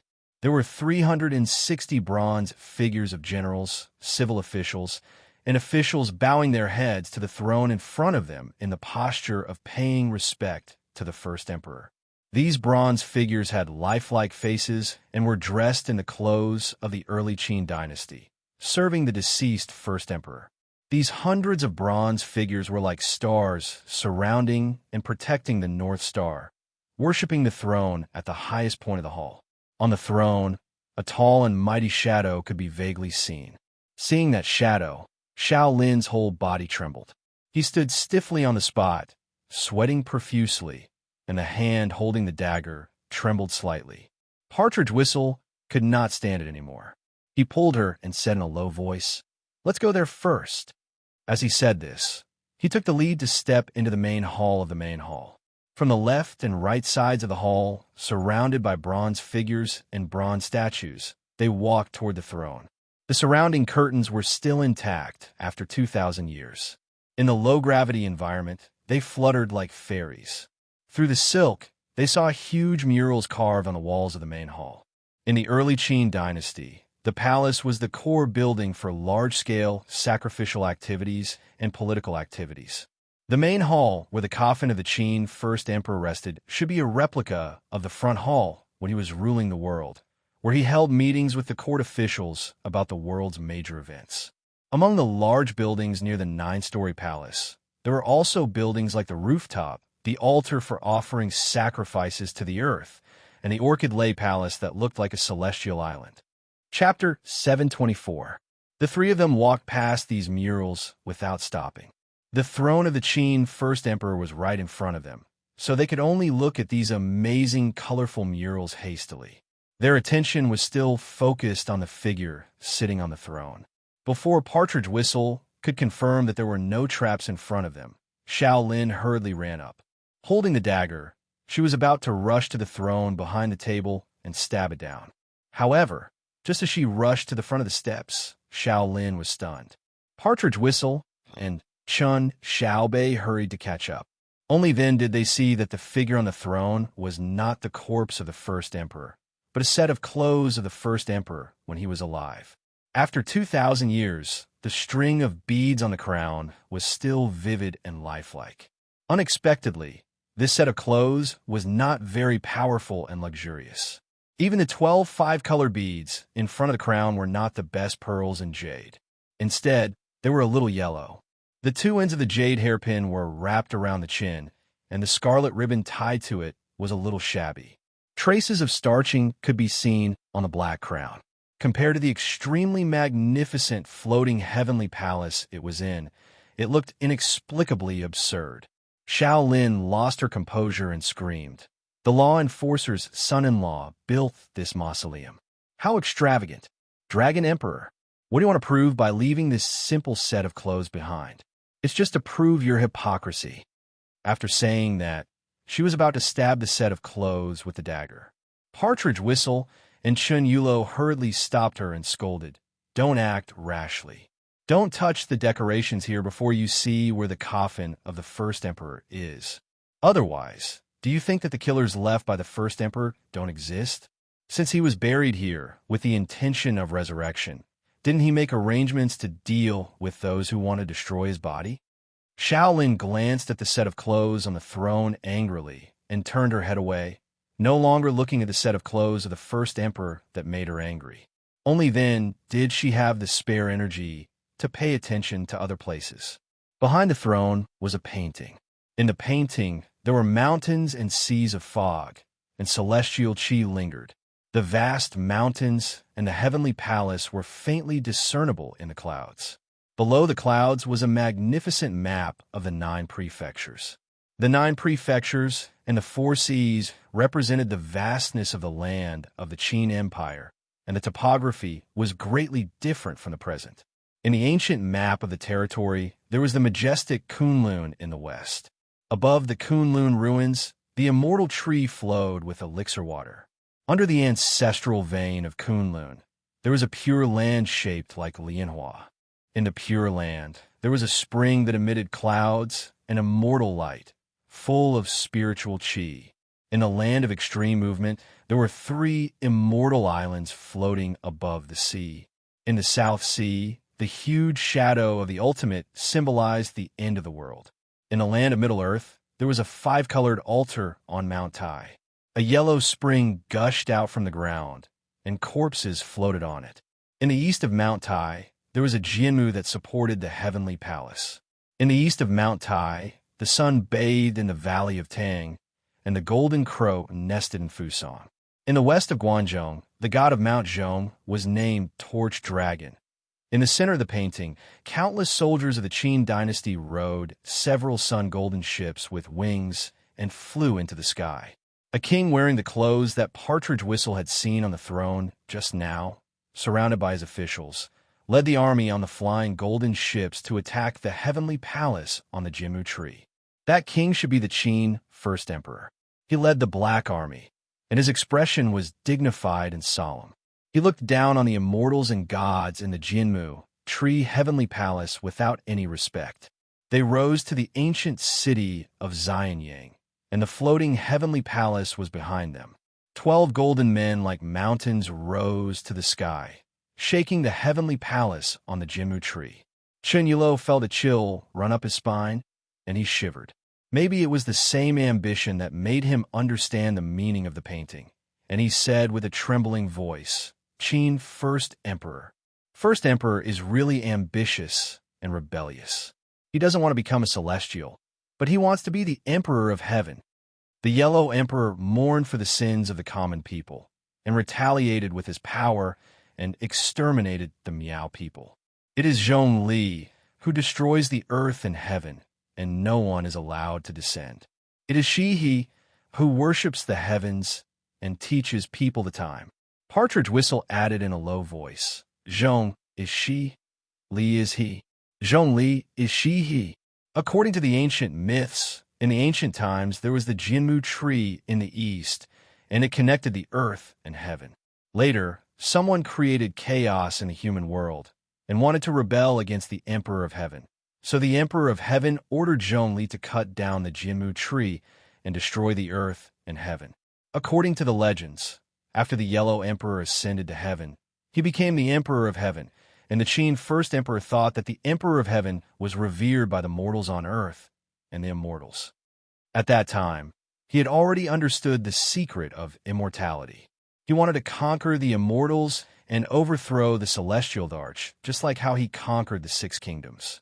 He wanted to bring the entire Great Qin Empire to immortality and become the celestial Dharch himself. He's dreaming. Shaolin's voice was sharp and piercing.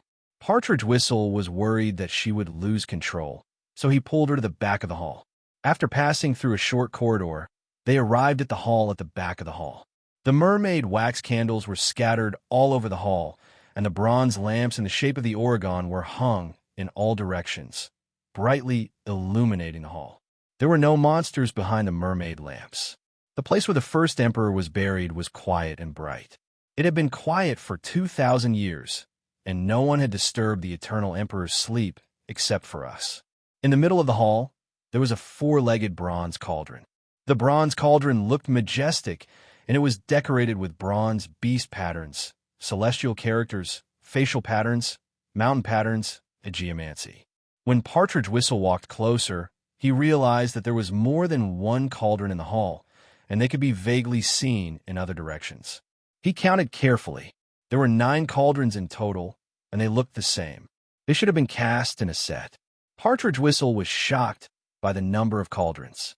It was not uncommon to see a set of 9 cauldrons in history.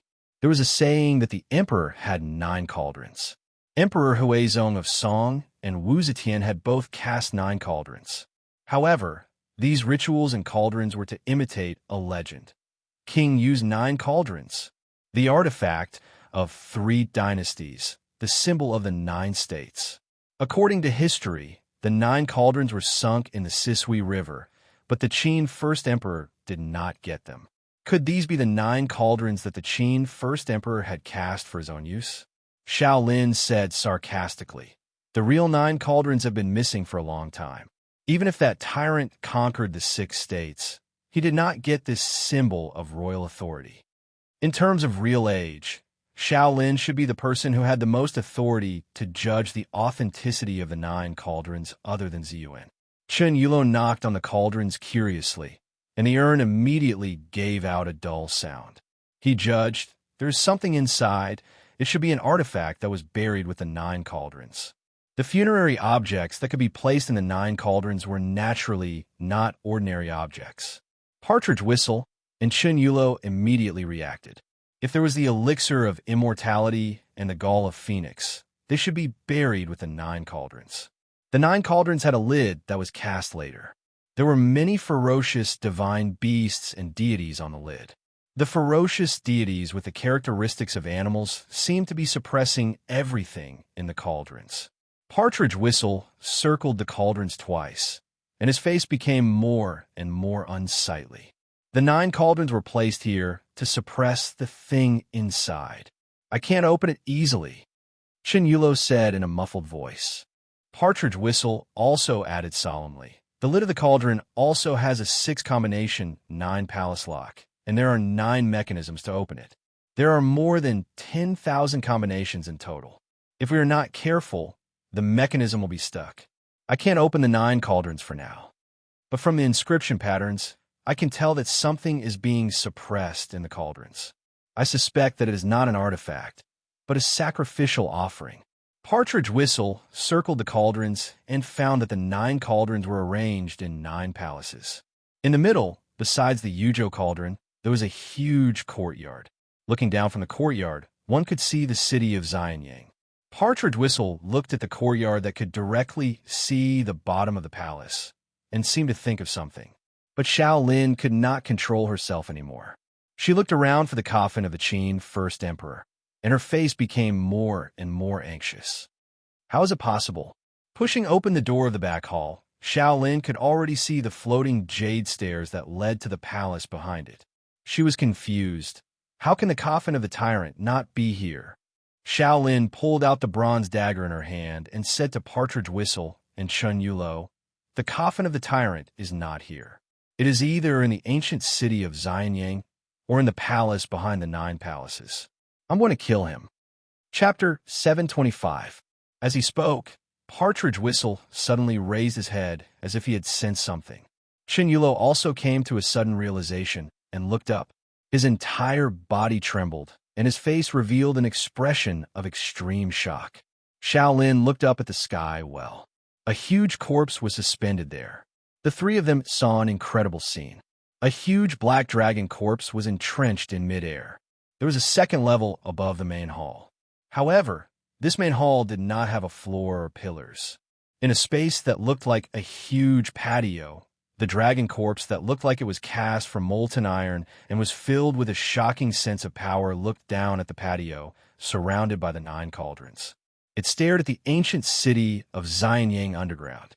Around the dragon corpse that looked like black iron, there were countless longevity lamps floating in the air. All kinds of funerary objects were suspended in the air. Countless rare treasures, divine weapons, and ritual objects were floating quietly around the dragon corpse. The dragon emperor buried himself in a coffin shaped like a black dragon. Chun Yulo suddenly asked. Partridge Whistle shook his head slowly. "No, I feel that something is wrong. No, he is that dragon corpse." Chun Yulo refused to believe Partridge Whistle's words. How could a human become a dragon? How could a mythical creature like a dragon appear in reality? Chun Yulo thought that even if there was a dragon, it should be a type of large python or salamander. It could look like a dragon, but it should not be sacred. However, the dragon corpse that appeared in front of him had an incomparably majestic and sacred aura. It did not look like an inanimate object made of iron or bronze. It did not even look like a corpse. Instead, it looked like a dragon god that was frozen in time. Under its gaze, Partridge Whistle and Chun Yulo did not even have the courage to look directly at it. Just as the 2 of them were shocked by the scene in front of them and were at a loss of what to do, a loud shout was heard. Chun Yulo's expression changed drastically. He cursed. "Damn it, that bitch." After being shocked at the beginning, Shaolin came to her senses faster than them. She pulled out her dagger and leaped from the ground with all her might. She flew up and entered the weightless space. Holding the dagger, she struck the dragon corpse with a white rainbow, piercing the sun. The dagger pierced into the reverse scale of the dragon's lower jaw. The majestic eyes of the dragon corpse suddenly glowed with divine light as it looked at the 3 of them. The dragon corpse seemed to have been startled awake.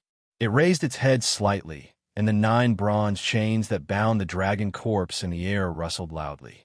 Shaolin faced the majestic gaze of the dragon corpse and was so frightened that he almost did not know how to resist.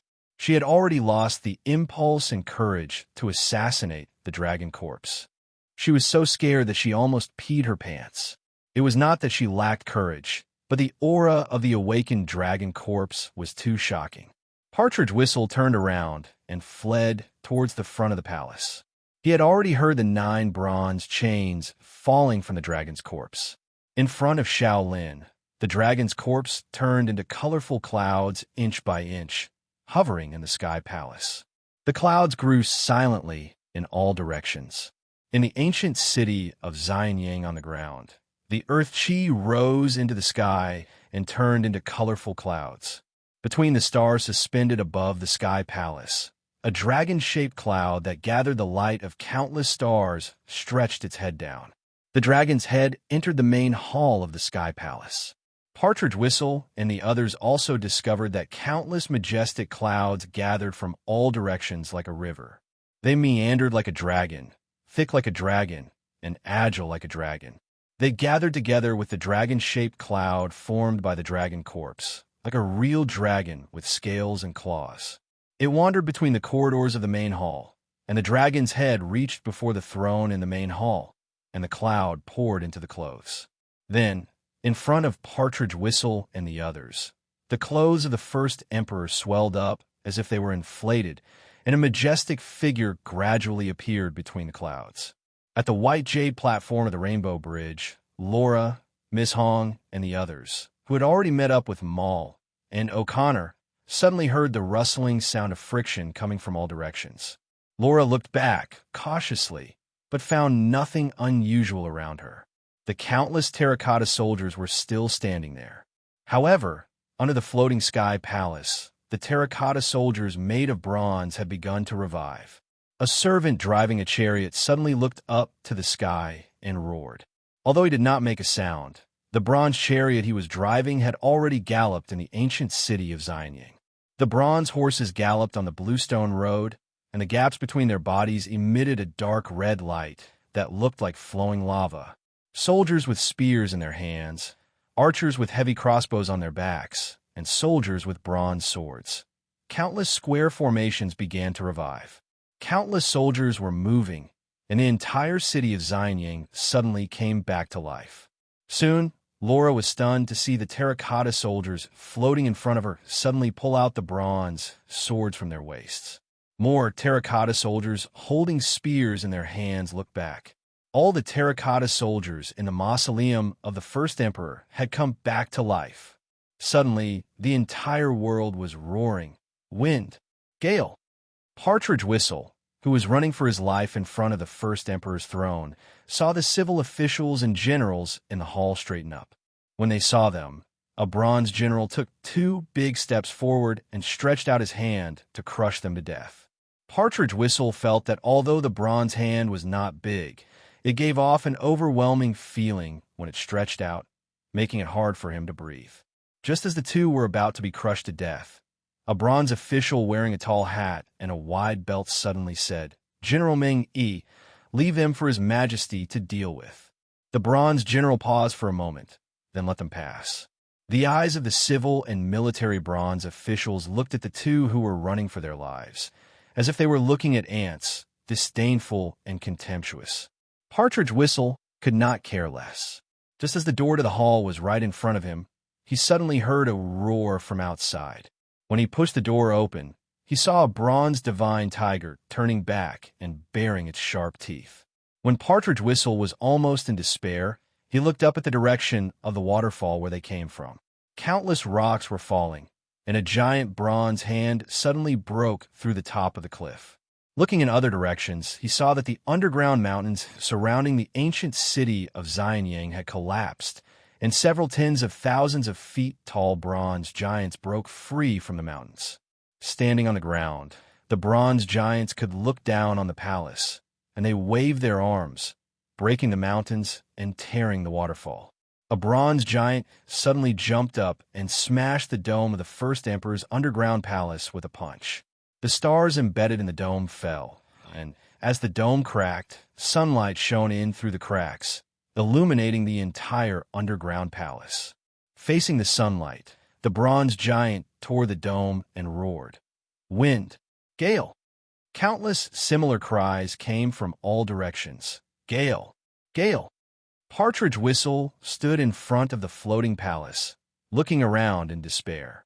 He saw countless bronze Qin warriors reorganizing the army, thousands of chariots breaking through the gates of the ancient city of Xianying, and countless Qin warriors waking up from a deep sleep, shouting the war cry. He heard someone in the hall behind him shouting, "The Da Qin is eternal. His Majesty is mighty." Chapter 726. He's not the Dragon Emperor. He's not the Dragon Emperor. Shaolin screamed. Partridge Whistle could clearly see the confusion and extreme fear on her face. Her pretty face was filled with ferocity. She clenched her teeth and said in a trembling voice, "We've released an evil ghost. We've released an evil ghost that shouldn't exist in this world." Looking at this young and tender-looking girl drooling unconsciously, as if she had gone crazy, Partridge Whistle helped her out of kindness. Unexpectedly, Shaolin turned her hand and grabbed his right arm. She grabbed him with all her strength, as if she was grabbing a life-saving straw, her nails digging into his skin. Partridge Whistle wanted to push her away in pain, but Shaolin said in a trembling voice, "Don't kill me. Don't kill me." Chun Yulo stared blankly at the Qin army's terracotta soldiers who had formed into a neat phalanx around them and were lining up under the floating palace. He said in a stupefied voice, "What on earth have we released?" In the distance, the bronze giants who had broken free from the mountain mist were lined up around the floating palace. The palace reached their chests. These giants, which were as tall as mountains, looked simple and unadorned, like a human figure made of a few lines. They didn't even have facial features and were not as lifelike as the terracotta soldiers. But standing in the middle of the 12 golden giants, the 3 of them felt as tiny as ants. The rumbling of chariots came from the ancient city of Xianyang below the floating palace. The chariots were made of bronze. A chariot driver, a crossbowman, and a spear driver drove the chariots up into the sky from the straight road of Xianyang City, traveling in the void. Hundreds of chariots formed into a chariot formation. Under the command of the chariot commander, the chariots moved as one, as if they were his own arms. They lined up in front of the floating palace. On the white jade platform, Laura and the others were powerlessly curled up on the high platform. They watched as countless Qin terracotta soldiers neatly arranged themselves into an army formation and walked in front of them. Their appearance was like bronze with green rust marks, but their joints and movements were surprisingly flexible and nimble. Laura even saw a Qin terracotta soldier that was closer to her. When it heard her movements, it turned its head like a living person. She even clearly saw the eyeless bronze terracotta soldier blink, but Laura didn't read any human emotion from its expression. They were like metal, cold, cruel, and orderly. Below the floating heavenly palace, the bronze general in front of the military suddenly drew his sword and swore, "His Majesty has been reborn, and the great Qin is about to regain its glory. We are all descendants of the old Qin, and we have sealed ourselves here, waiting for the moment when the great Qin Empire ascends to immortality. Now that the time has come, we will follow His Majesty to kill our way up to the 9 heavens and rebuild the great Qin. Kill to the 9th heaven and rebuild the Da Qin." Countless terracotta soldiers roared. "How can there be no clothes? I share the same robe with my son, the king of Yuxing. I build my spear and share the hatred of my son. Wind, wind." As far as the eye could see, the endless terracotta soldiers were holding their spears and spears, singing as they exchanged blows with each other, striking their swords as they danced with the chariots. They used the weapons in their hands to beat the rhythm of the song without clothes. Like a tsunami, the waves from their bodies submerged the entire ancient city of Xianyang. The floating heavenly palace, the mausoleum of the first emperor, the birds in Mount Leaf flew up in fright. The wolves and tigers were also frightened by the roars and fled from the forest. "The Dragon Emperor has been resurrected," Laura murmured. "The most terrible thing has finally happened. God, don't tell me you don't care for humans anymore. Is there still hope in this world?" Laura sobbed in despair. "We have to get out of here." O'Connor gathered his spirit and stood up. "We have to tell the British government what happened here. We have to tell them that the East has an undead king that is not inferior to the devil Immoden. No, he is even more terrible than Immoden. Immoden's undead army is like a child's game compared to the undead army under the Dragon Emperor. The British government is already planning to move east. Her Majesty the Queen is preparing to move to India. Through conquering India and China, she will once again rule the world and create a new glory for the British Empire. But now the worst situation has happened. The East is no longer safe." O'Connor emphasized again. "We have to spread the news." Laura was shocked. "How come I don't know about this? You can't invade other countries like this." O'Connor interrupted. "War makes women go away. This is the reason. There is nothing more righteous than survival." O'Connor passed the bag in his hand to Indiana Jones and said in a low voice, "We have to find a way out now. Otherwise, when the undead army comes back to their senses, we won't have another chance." O'Connor suddenly rushed out of the white jade platform and leaped towards the collapsed mountains in the distance. He used all his strength to fly quickly in the weightless void. But this arrogant behavior quickly attracted the attention of the Qin army's terracotta soldiers. Two bronze terracotta soldiers stepped out. The bronze terracotta soldiers had a completely different agility from the metal they were made of. It was obvious that the two bronze terracotta soldiers stretched out in the void like a straight line. O'Connor, who had no idea what was chasing after him, thought that they were just some heavy metal men. But in reality, they were robots specially made for war. The ferrofluid engine that was originally used to fine-tune direction had become a high-speed mode of movement in the weightless environment. The light blue nozzles on the back of the bronze terracotta soldiers were disguised as electric currents that wrapped around the two ribs of the bronze terracotta soldiers. The two bronze terracotta soldiers did not look like solid iron lumps at all. In fact, the way they moved was not like humans at all. They agilely wandered in the void, flanking O'Connor from two directions. The two bronze spears pierced O'Connor's way of escape with just one thrust. O'Connor felt that there was no way to dodge. The barbs on the bronze spears easily pierced through his joints and lifted him up like a dead dog. Because there was some distance between them, Laura could not even tell whether he was dead or alive. She could only watch as the two bronze terracotta soldiers lifted him up and pulled him back into the battle formation, throwing him in front of the bronze generals. Above the floating heavenly palace, Partridge Whistle and the other two were blocked by the bronze ferocious beasts at the entrance of the main hall. They could neither advance nor retreat. Even Shaolin, who was most determined to take revenge on the Dragon Emperor, was in despair. She collapsed on the ground and looked at the main hall in fear. With a soft sound, the door of the magnetic hall was pulled open by two attendants. A tall figure wearing the emperor's crown and the clothes that Partridge Whistle and the other two had seen on the throne appeared behind the door.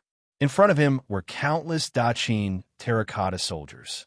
They were arranged in dozens of square formations, staring at the tall figure with fanaticism. Partridge Whistle heard a tsunami of voices coming from the front. "Victory! Victory!" The figure did not even spare a glance at them. Partridge Whistle was dragged away by the two bronze guards. The Qin First Emperor had a square face, a beard, and a sharp nose. The most eye-catching thing was his pair of eyes, which seemed to contain the whole world. "Generals and soldiers, listen to my command. The cauldron overthrows the mandate of heaven and rebuilds the Daqin. It is used to control the mandate of heaven. It is like the sun, the moon, and the stars, and it is time to teach people. Let the Daqin shine again. It is with the sky, and it will shine for eternity. From now on, the Daqin will be known as Xianqin." Chapter 727. At the foot of the jade stairs in front of the floating heavenly palace, Partridge Whistle looked at the figure standing in front of the main hall in horror. He was surrounded by thousands of soldiers, looking down at the world with a majestic aura like a tiger. "This is the first emperor," Chun Yulo said in a trembling voice in his ear. Partridge Whistle also sighed in his heart. He is indeed the first emperor. The ancestral dragon's title was not enough to show his achievements. The three sovereigns of virtue and loftiness, 5 emperors of merit and demerit. So he became the emperor and conferred the title of first emperor to the people of Daqin. There was no doubt that the man standing in front of them was worthy of this title. China's emperors began with the first emperor of Qin. He unified the 6 states and created a unified China. He established counties and feuded the world. He used the same language, the same vehicle, the same instrument, and the same law to measure the stone feet. He used the method of farming and warfare and created the imperial system. He repelled the Xiongnu in the north and conquered the 3 in the south. At the same time, he burned books and buried scholars, conscripted criminals and married son-in-law, and built the Straight Road, the Great Wall, Afong, and the mausoleum of the first emperor on Mount Li. He was the first emperor, and also the tyrannical emperor of Qin. His empire was said to be ordered by heaven, live forever and prosper, but Qin lost its deer and perished in the 2nd generation. Everything about this was engraved in the will of China. At this moment, all the entangled information in will of China, with the concept of Qin First Emperor as the core, acted as the disturbance of the observer on the quantum scale. With a virtual personality, Qin First Emperor, created by will of China, as the framework, and the remaining half of divinity as the material, a soul was created. From the perspective of Partridge Whistle and the others, Qin First Emperor unsheathed the Taiya sword from his waist and shouted, "Xianqin has been created. I am the heaven, the first emperor of Xianqin." As soon as he finished, Partridge Whistle inadvertently looked up and noticed that the first emperor's eyes were bursting with a completely different kind of majesty. There seemed to be a trace of special spirituality in his eyes, which made him completely complete. At this moment, Partridge Whistle realized that Qin First Emperor had truly walked out of history and resurrected in the world. Virtual personality Qin First Emperor has encountered abnormal interference. In another secret base in the underground palace of the First Emperor, Yinglong was nervously looking at the light screen in the air. Of the First Emperor of the First Emperor. Restarting of virtual and of Emperor, Emperor of the Dragon. Of Emperor of the virtual personality.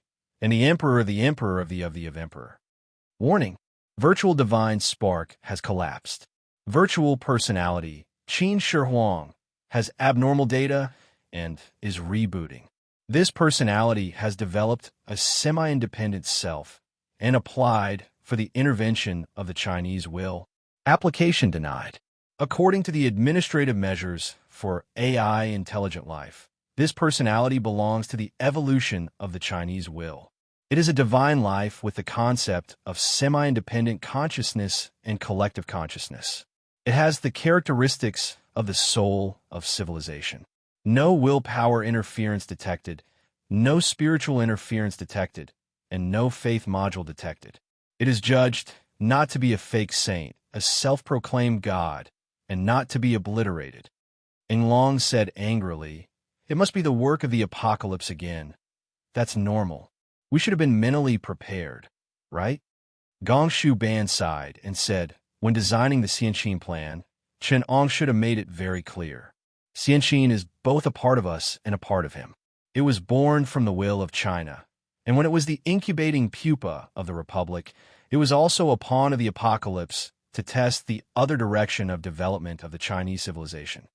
Since it is a civilization created by both of us, the apocalypse will naturally not let it be controlled by us. It will be a relatively independent civilization, and on this young civilization, the new republic will absorb nutrients and metamorphose from it. But at the same time, those who do not agree with the development of the republic will rely on the old shell and become explorers of another path. The republic will give them the right to choose. Data anomaly repair successful. The reactivated management system of the Xianqin Empire is supervised and managed by the will of China, and the virtual divinity Qin First Emperor is authorized to manage it. The new Xianqin protocol has been drafted and sent to the personal space of every citizen of the Republic. The will of China has ruled that the virtual divinity Qin First Emperor submitted the Xianqin civilization plan has the characteristics of a subsidiary civilization and will grant it partial authority and transfer the management authority of part of the system. Seeing the message from the screen in front of him, Yinglong snorted and angrily turned off the screen. Gong Ban smiled. The Qin First Emperor was created by us and Chen Ong together, and of course it will embody part of his will. We are also willing to give Xianqin, the new civilization of the future, the right to choose. When the Xianqin plan ends, everyone will have the right to choose their own future. According to the protocol, we should let go for now. Gong Ban sighed. Standing on the jade steps, the Qin First Emperor was inspecting his army. He boarded a bronze chariot and drove it past one square formation after another of the Qin army's terracotta soldiers. The bronze terracotta soldiers were orderly in uniform, so elite that Laura and the others who were hiding in the corner could only comfort themselves. This is just an army in the era of cold weapons. In fact, even when Imodin conquered the British Isles, his army of the undead was useless. It was the plague that caused the collapse of the government of the United Kingdom. As for the undead that gave people nightmares, they could only bully the British citizens who had lost the ability to organize. Laura comforted herself. If this dragon emperor didn't have the terrifying power to control the plague, and didn't have those strange supernatural abilities, then no matter how elite his army was, there would still be a gap between them and the British army equipped with modern firearms. Of course, she would never have thought that the Qin army in front of her were monsters equipped with star-destroying crossbows, and the Qianqing Empire was an extraterrestrial high-tech civilization in the skin of immortals. But this illusion of Laura was shattered when the Qin first emperor inspected the 12 gold statues. Looking at the huge bronze giants that could destroy mountains like a game, Laura's illusion of the British army was completely destroyed. In front of these war machines, the navy that Britain was so proud of was like a toy. The intense fear almost made Laura collapse. She could no longer imagine the terrible suffering that Britain would encounter under the attack of the two undead empires in the east and west. When the Qin army's terracotta soldiers took them away, Laura couldn't even resist. Except for O'Connor, whose life was unknown, and Indiana, who was seriously injured, the rest of them finally met up with Partridge Whistle and the other two. When they were brought to the Qin First Emperor, facing the power that Qin First Emperor unintentionally exuded, Partridge Whistle, Laura, and the rest felt as if a huge rock was pressing on their hearts. Just looking directly at the First Emperor was enough to make them feel dizzy and have a headache. This was because the essence of the Qin First Emperor was a virtual personality remolded from divinity, and he was also the administrator of the Qianqing civilization. His existence itself contained a part of the concept of the Qianqing Empire. Such a huge concept, knowledge, and will were too powerful for ordinary humans. Even looking directly at him would hurt them. Seeing this scene, the Qin First Emperor thought for a while and understood the inside story. He returned the essence of his existence to the concept and appeared in reality in the form of a projection. The pressure and information interference on his body disappeared completely. Chapter 728. Cancan Mo, Rabbit Mo, Pomegranate Mo, for sale. Listening to the shouts by Xiaowen walked on the street of Xian in a daze. The Andaman restaurant was right in front of him. Around him, there were shouts of hawking and customers jostled each other. It was a bustling scene, but he didn't care about these things. He was studying in a new school in Xian. But recently, Xian was not peaceful, so he couldn't continue studying. Since Marshal Feng Yuxiang died outside Xian, the city was not right. People said that Marshal Feng wanted to dig up the tomb of the first emperor, so he attracted bad luck and died a horrible death. As for what bad luck was, Bai Xiaowen wasn't clear about it. Some students said that the Zongzi in the tomb of the first emperor turned into white hair and came out to kill people. Others said that Marshal Feng killed the British who robbed the tomb and was killed by the killers sent by the foreigners. All kinds of rumors were rampant for a while. There were all kinds of opinions, but no one could come to a conclusion. These things were so far away from the common people that they could only become gossip in the mouth of Xian people. What really made Bai Xiaowen unable to go to school was the chaos after Marshal Feng's death. Marshal Feng died in a muddle, and the direct warlords in Xian started to move. Marshal Liu Jinhua of the Song Army, who was sworn brother of Marshal Feng, was quite ambitious for the position of Shaanxi military governor. Feng Yuxiang believed in Christianity and was known as General Christ. Liu Jinhua often went to church to worship and invited the pastor to preach in the Song Army. He used this method to curry favor with Feng Yuxiang. The two of them exchanged invitations and became sworn brothers. After Feng Yuxiang's death, he had a strong army and strong horses. No wonder he had such ambitions. But Xian was not in his hands. After Feng Yuxiang's death, Wu Xintian, the commander-in-chief of the Southern Shaanxi Border Defense Army, took over Xian. On one hand, he joined forces with Hu Jingyi's Jingguo army, and, on the other hand, he tightly defended Xian against Liu Jinhua's troops. Liu Jinhua had to put pressure on Wu Xintian politically.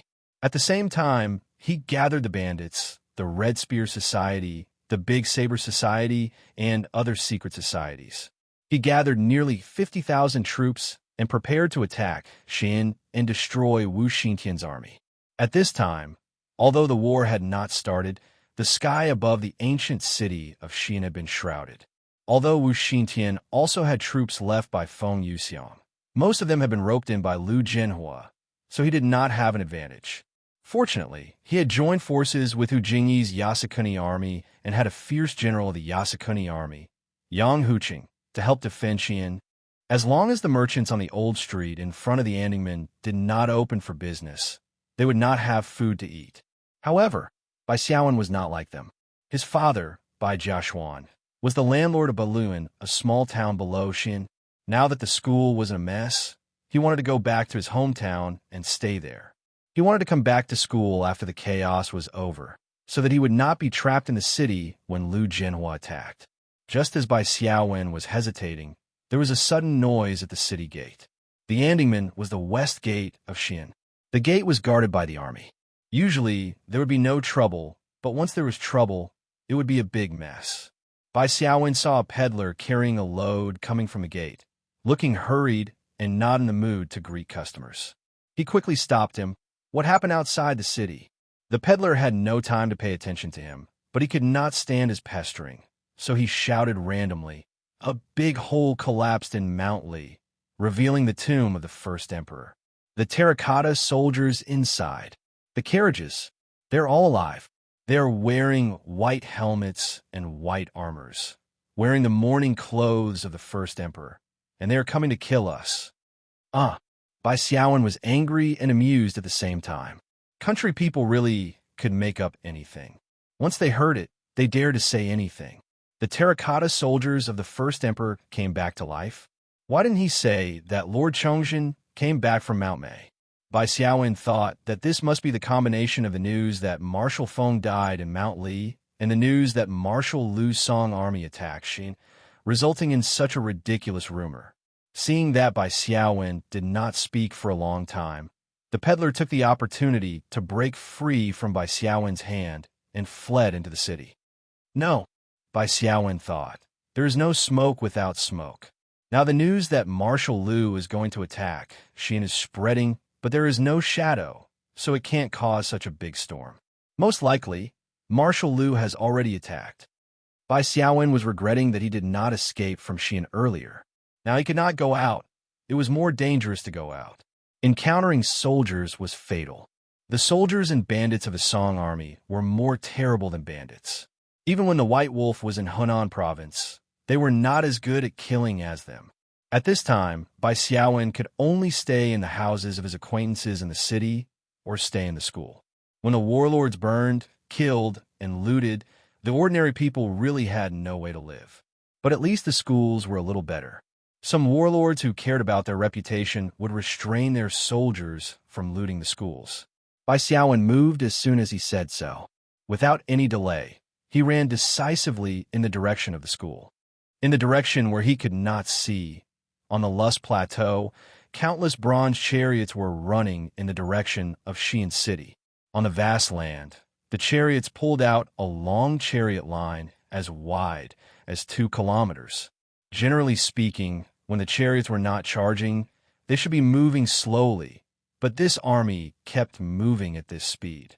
They bypassed the more complicated terrain and farmland and swept across the wilderness. Ignoring everyone in their way, the frightened Shanxians avoided these expressionless troops with bronze luster. The army passed by.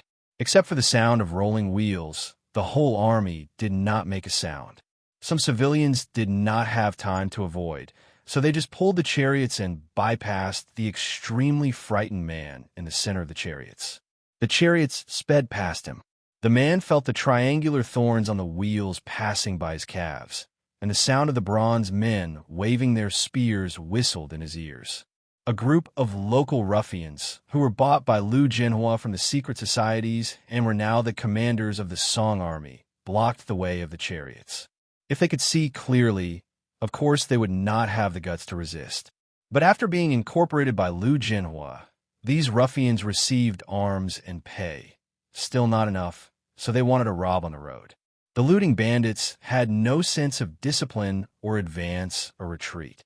They had no time to retreat from the path of the carriages, so they could only fire into the billowing smoke ahead, hoping that the sound of gunfire would scare off the unknown army. But even if the bullets hit the chariots, they only made a small white spot on the bronze chariots and disappeared after being blown away by the dust. Not even a trace of rust fell off the ancient bronze chariots. Before they could shoot a second time, the chariots flew past them, and the soldiers on the chariots calmly harvested their heads with spears, leaving dozens of corpses. The huge chariots did not even slow down and quickly drove away. Chapter 729. Hair draped over the left lapel, money like a rat's tail, China's clothes are all gone. The old land of Daqin has become the residence of the barbarians. The nobles of Yin and Huang have become slaves to the barbarians, and the gentry and Confucianism have worshipped the barbarians as their emperors. The first emperor said furiously, "You have disgraced me, the first emperor. For 3 generations, the people of China, the nobles of Yin and Huang, have never been humiliated like you. Qi destroyed Dongyi, Jin killed Guju, Qin slaughtered Burong, Chu kingdom raised the barbarians, Yin conquered Shanrong, Guifang, King Wuling of Zhao rode and shot arrows, and fought against the Xiongnu. I drove the Xiongnu to the north, conquered Sanyue to the south, and destroyed the 6 states to unify the world. Since the emperor of Zhou obtained the cauldron, China has never been humiliated like this. You are not the people of China," the first emperor said indifferently. "Now that the Central Plains are in chaos, bandits are everywhere. The people of China have been slaves for hundreds of years and have never had the courage of Qin. They have long forgotten that the people of Daqin are happy to hear of war, and they are tenacious and have a deep sense of servility. They are useless. The chaos in the world depends on me alone. It depends on me. If the 6 states are in chaos again, and the people do not want to be Qin's people, what should we do?" The first emperor looked at his officials with a stern gaze, and the meaning was self-evident. Partridge Whistle, who was next to him, struggled uneasily. As a China person, he could understand the meaning of the first emperor's words. The answer to the first emperor's question was self-evident. Sure enough, the officials said in unison, "Follow the example of the 6 states. We should unify them. Burn their books, bury their Confucian scholars, eliminate their written language and dialect, destroy their country. The books are the same language, the chariots are the same track.